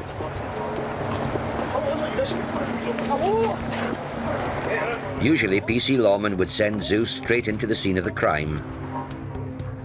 But not this time. I'm not going to put the dog in here. Oh, you can see there's glass everywhere. It's all over here. There's glass all over inside. If Zeus cuts his paw, which he has done, he's off work with stitches in. You know, he's in pain, and I'm unable to work him for 10 days. It's not worth the risk. So there's nothing else for it. The head-banging thief might have an accomplice who's still inside the shop. And PC Lawman does like to be first. First and foremost, we're police officers. I'm not just there for the dog jobs. I'll get involved in anything. Yeah, we got people on 27. You could request orders, please. It's all clear, and all that's left to do is deliver the thief and the big cat pictures he tried to steal to the nearest police station. Nothing in there, nobody in there, very small. Got a good taste in art, though, haven't While PC Lawman deals with cat burglars in Bradford, in Leeds, Bella is hunting for more drugs. And finding them. Bella.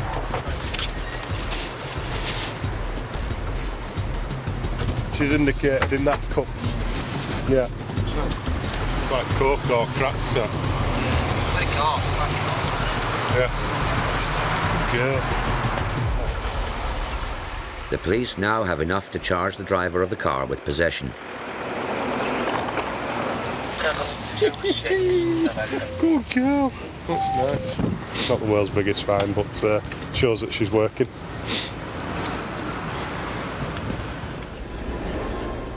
Dawn. PC Lawman's home from work an hour before the end of his shift. He's not cheating his employers. He's allowed. As dog handlers in this force work an hour less per day than a normal beat patrol officer. Extra on that. And they give us that hour to care for the dog, basically.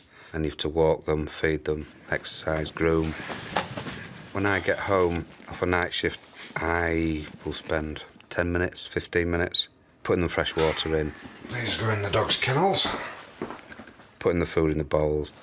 Wife's left the leftovers out. Heating food up if I've got some food, some heated food for them. And a big job's cleaning the kennel out. Come on, then. Yes, bouncing, yes, yes. There we go. Does that every time he eats. And now it's bedtime for me. Easier said than done when your wife and children are still asleep upstairs. And they'll be up in about 15, 20 minutes.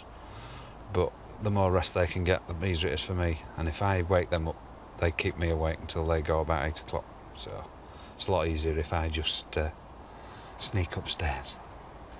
So, I'll see you later.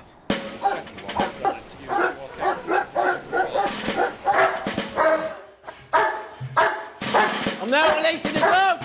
West Yorkshire Police have 74 K9 cops. Many, like Zeus, are born and bred into police work.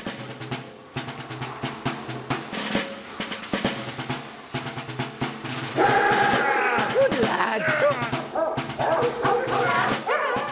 And many come through this special breeding unit where the police try to put the right male and female dogs together to make super puppies. Breeding's not an exact science at all, and just because you have 2 good police dogs doesn't mean that they'll produce you a perfect police dog for operational work. It's more to do with pedigree, the mixing of their genes, if you like, and then finding a dog that also has qualities that we look for perhaps in a police dog. It's not precise science, but it's an informed opinion. You're increasing your chances of getting a good operational dog from that.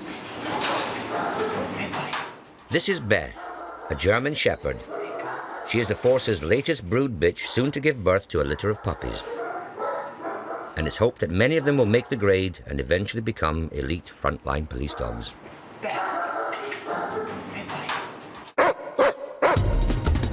Coming up, Jack finds a murder victim, but can he catch the killer? PC Lawman goes back to school. He's a bad man, boo! And Zimba gets involved in a domestic.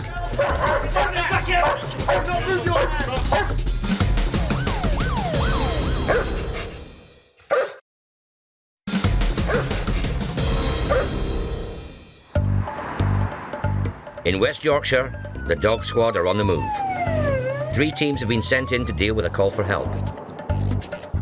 Zeus and PC Lawman are in the lead, backed up by Bella and PC Moore, and Simba and PC Worrell. The calls come from a primary school in Bradford. They want the dogs in to show the kids how the dog squad works. Is anybody here really frightened of dogs? No, that's good. What have we got here?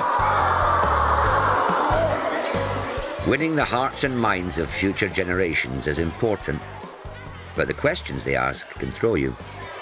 One that I got one day was, how many times does Zeus have a poo? What's that got to do with it? And he said, well, depends how much he's eating. Laying down the law is PC Lawman's speciality.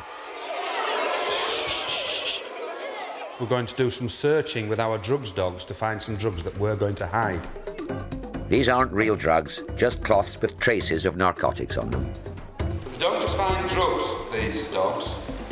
They also find money and guns, all right? So I'm going to hide these in here, all right? 2-year-old Bella will do the honours. She has no idea where the handlers have hidden the cloths.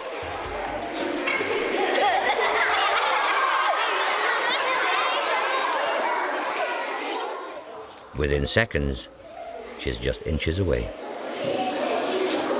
You think she's in the right place then? Good girl! She's a clever girl.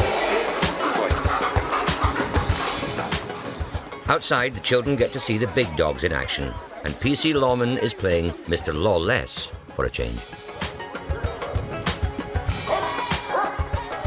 He's a bad man, boo! Hey! You're under arrest for burglary, do you understand? Yes, you shouldn't burgle schools, should you? I enjoy it. The dogs enjoy it. I think the kids get quite a lot out of it.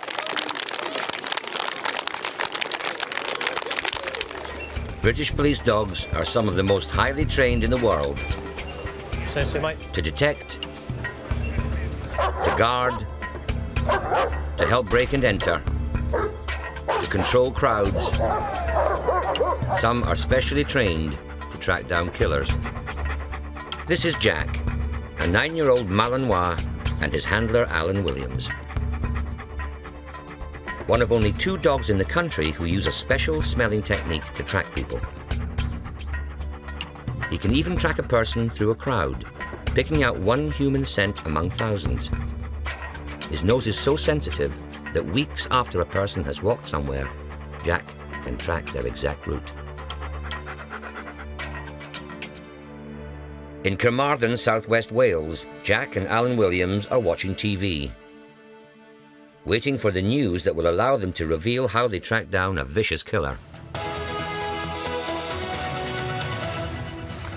Hello, it was a brutal and violent attack. Hairdresser Kelly Hyde bludgeoned to death on a remote bridleway near her home at Pantaffynon near Ammanford. Her body then dragged away and dumped in a stream.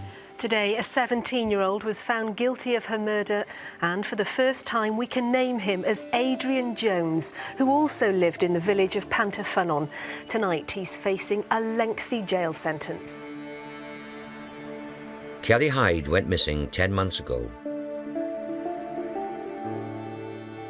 Only now, with her killer convicted, are Jack and Alan Williams able to shed light on how they cracked the case.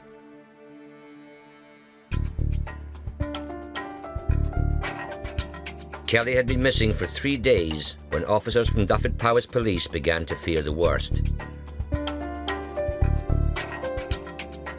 Their best option was to send in the dogs. And there was only one dog up to the job. Jack sniffed just one item of Kelly's clothing.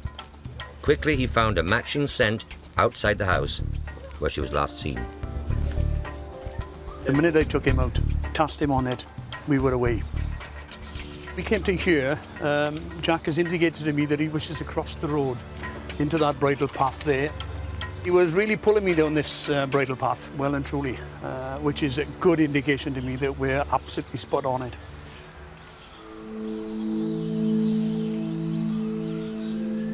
There's a good fella.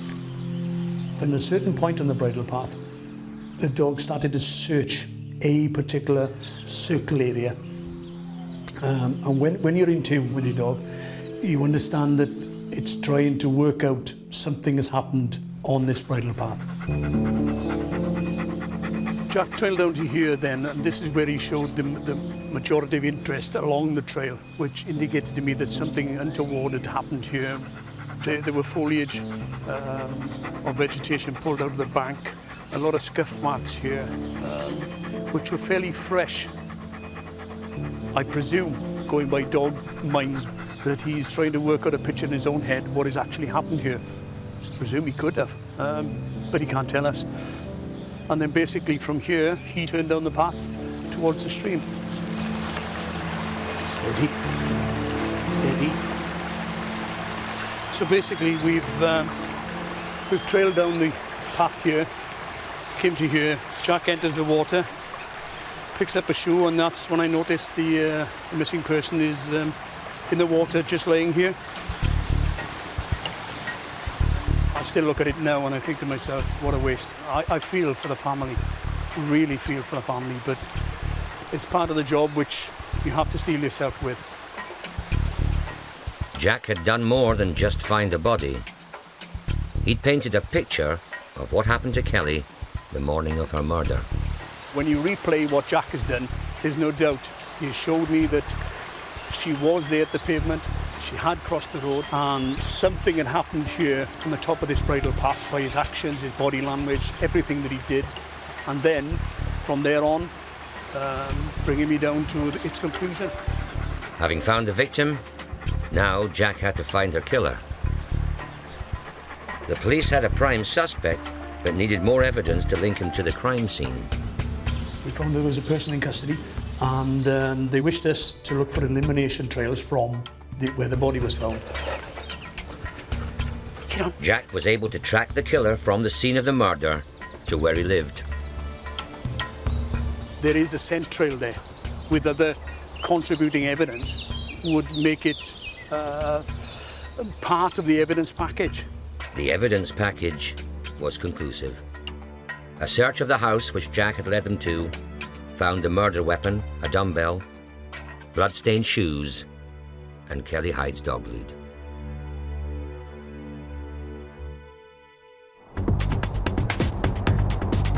Back in West Yorkshire, as the sun sets, alarm bells are ringing in Halifax. A car has crashed. PC Benson has just started. In the back is Zimba, his master tracker. He's fantastic at tracking, really. He'll track me around a track, so he's got a fantastic nose on him. The car hasn't been reported stolen, and no accident has been called in either. Mysteries like this are what Zimba and PC Benson live for. Yeah, I'm still like a quick check. It was a cold, wet, windy night. A member of the public had seen a car turned over it off the road in the ditch on its roof, but it was empty, so they called up for a dog. We think it's come this way because there's a dent in the ground there. Oh yeah. So we think it's come over and dropped down and flipped it. The driver of the car could have been hurt, lying somewhere on the moor. So right, I'll get him out and put him on a long lead, and we'll have a search round. Zim, head. Good boy. Good lad. Good boy. Good lad. Good lad. Good boy. Good lad. Zimba's a good lad, because he's tracked down whoever was in the car to this point on the main road. He pulled to the vehicle and he stuck his head inside himself, you know, through one of the open windows, and had a good sniff around inside, and then put his nose to the ground, and it picked up a scent, and he tracked off a lot away from the vehicle. 50 or 60 metres or so, up towards the road, to a point on the road where he's lifted his head as if to say, it's gone, that's it, I've lost it, there isn't any more. That's the way he's come out of there and he's just come up onto this bit here, so the dog's giving a positive indication of that all the time. Zimba's done enough to get his reward, his favourite toy. But there's a twist in the tale of this crash, an unusual one. The upshot of it was that the lad had phoned a taxi, got out of the vehicle, phoned a taxi, which had picked him up from that area, so no one's wandered off into the actual moorland across Saddleworth Moor. You know, I was quite pleased with that. He's a good lad then. Yeah then. He's a good boy.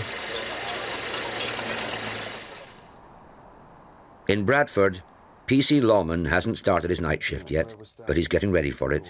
Rats. Why couldn't it be raining? Or hailing or sleeting any minute, any second? By reading his daughter her bedtime story. To play on the computer. Oh, Henry, stop doing your homework this minute. Time to turn on. With a little help from his best friend. No. Hello, Zeus. Come on, then. Lay down. That's it. Story time. He walked to school, he walked home from school, he watched the TV, he watched the... Zeus came from a lady in Pontefract area. The big plus for me was he was brought up with the lady and her grandkids.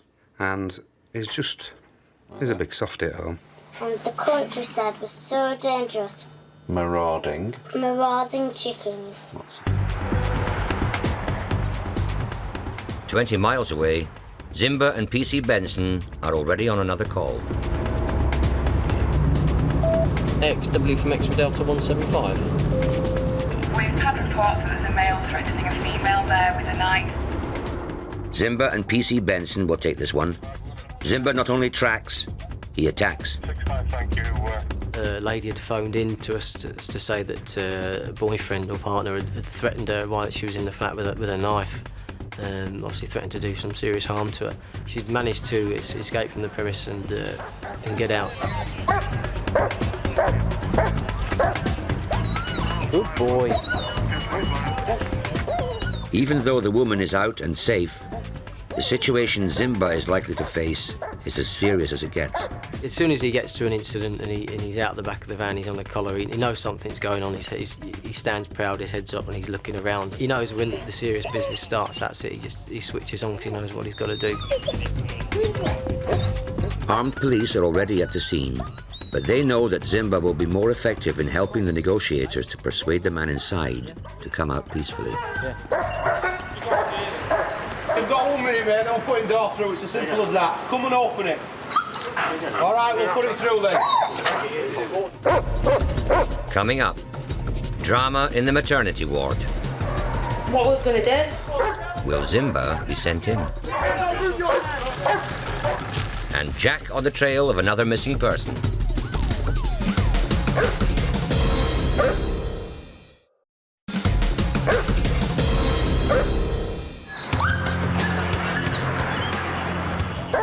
At the house where a woman claims she was threatened with a knife, the stalemate continues, despite the noise made by Zimba and the threats made by the police negotiators to break the door down.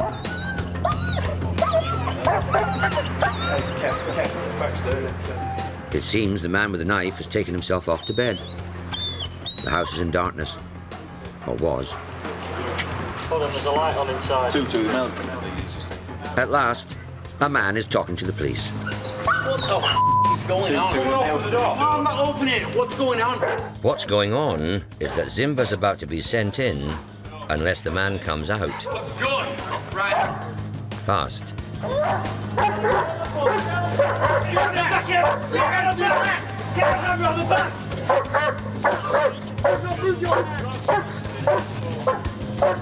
Good lad.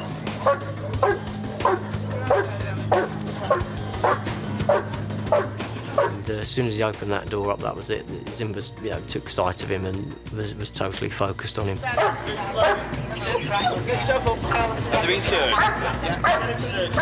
He was wanting to get at him if need be. The man isn't worried about the threat from the armed police. His only concern is that Zimba remains on PC Benson's lead. It's a cracking result for Zimba because, see, he was totally focused on the male. No one else, everyone else was around, but he was totally focused on that, so he knew what he was doing. Hey, big lad. He was a clever boy then. He gets loads and loads of praise because he's done his job, and he's done a good job. You are such a clever boy. It's almost dawn, and West Yorkshire's police brood bitch, Beth, is ready to give birth. The first pup is usually the hardest. She should have given birth to her second by now, but something's wrong, and there's no police vet on site. They'll have to get Beth to the nearest civilian one, and quickly. They're going to have to take her in, because if she happens to get into trouble here, what are we going to do? The time we get that, she may be in serious trouble. Hey, Bethany! Oh, lovely. Okay.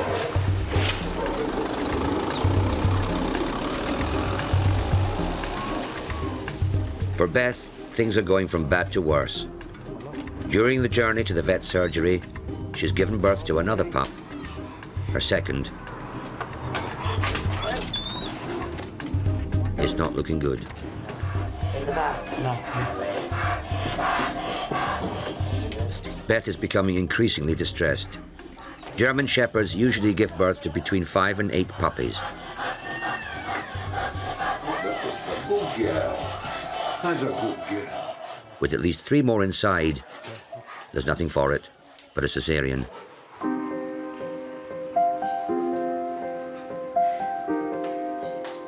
For many anxious parents, the wait outside the maternity room is never easy.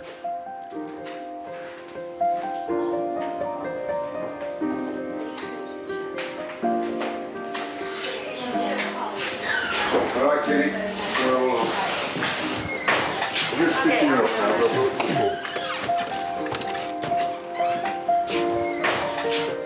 Oh, well then. One black. Look. How many males? Male, 2. 3. 3. That's half anyway. That's good. Is this a girl? 4. And the last one? Should be a boy? Not a girl. 2 girls. 2 girls, 4 boys. So just cover them over like that, keep them warm. So he's just stitching up now. Okay. I've just done the rubbing the pups up. All right. So we'll give another quarter of an hour. Okay. The caesarean has saved the day and produced 4 more healthy male pups. Good news for the police. More males make it through basic training than females. Wow. And good news for Beth. So everything okay? Everything okay? Breeding and training are one of the most important factors in creating elite police dogs. Something the Dyfed Powys Police know only too well. They've raised one of Britain's finest missing person dogs, Jack. But this time, Jack's not after someone missing in Wales.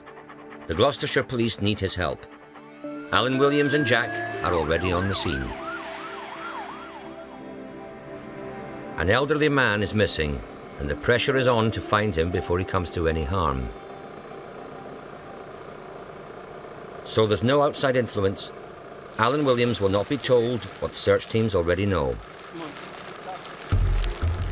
All he can give Jack is the scent from a piece of the missing man's clothing.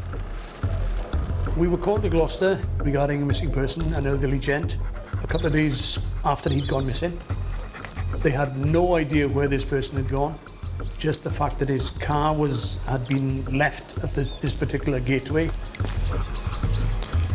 It doesn't take long for Jack to pick up a trail. The search teams, not far behind, hang on to his every move.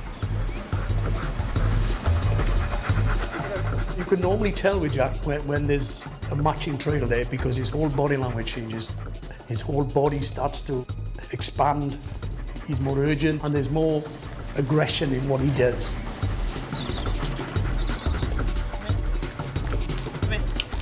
When he comes up against an obstacle, he will try and push through it. I want to get over this, I want to get over it. And that gives me the added incentive to know I'm really spot on.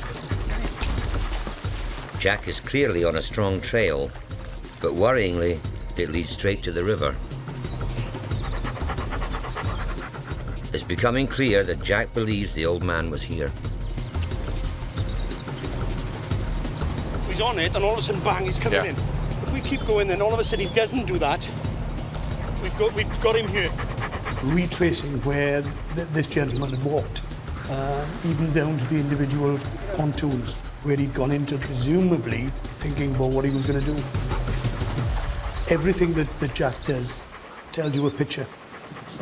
Jack wanted to go further. I want to get further in, and if he can't, if I hold him back, he'll then start to mouth the water to say, this is where I want to go, it's in here. What you've told me so far fits in exactly what the evidence that we've got. Passed this information over to the pulsar, who then offered me some information which I wasn't privy to previously. They had found a walking stick and a pair of glasses on that pontoon. He's in here somewhere, Jim. This is normal practice with all the operational cases we go to. We make sure that nobody gives us any information whatsoever, so there's no chance of influencing the dog.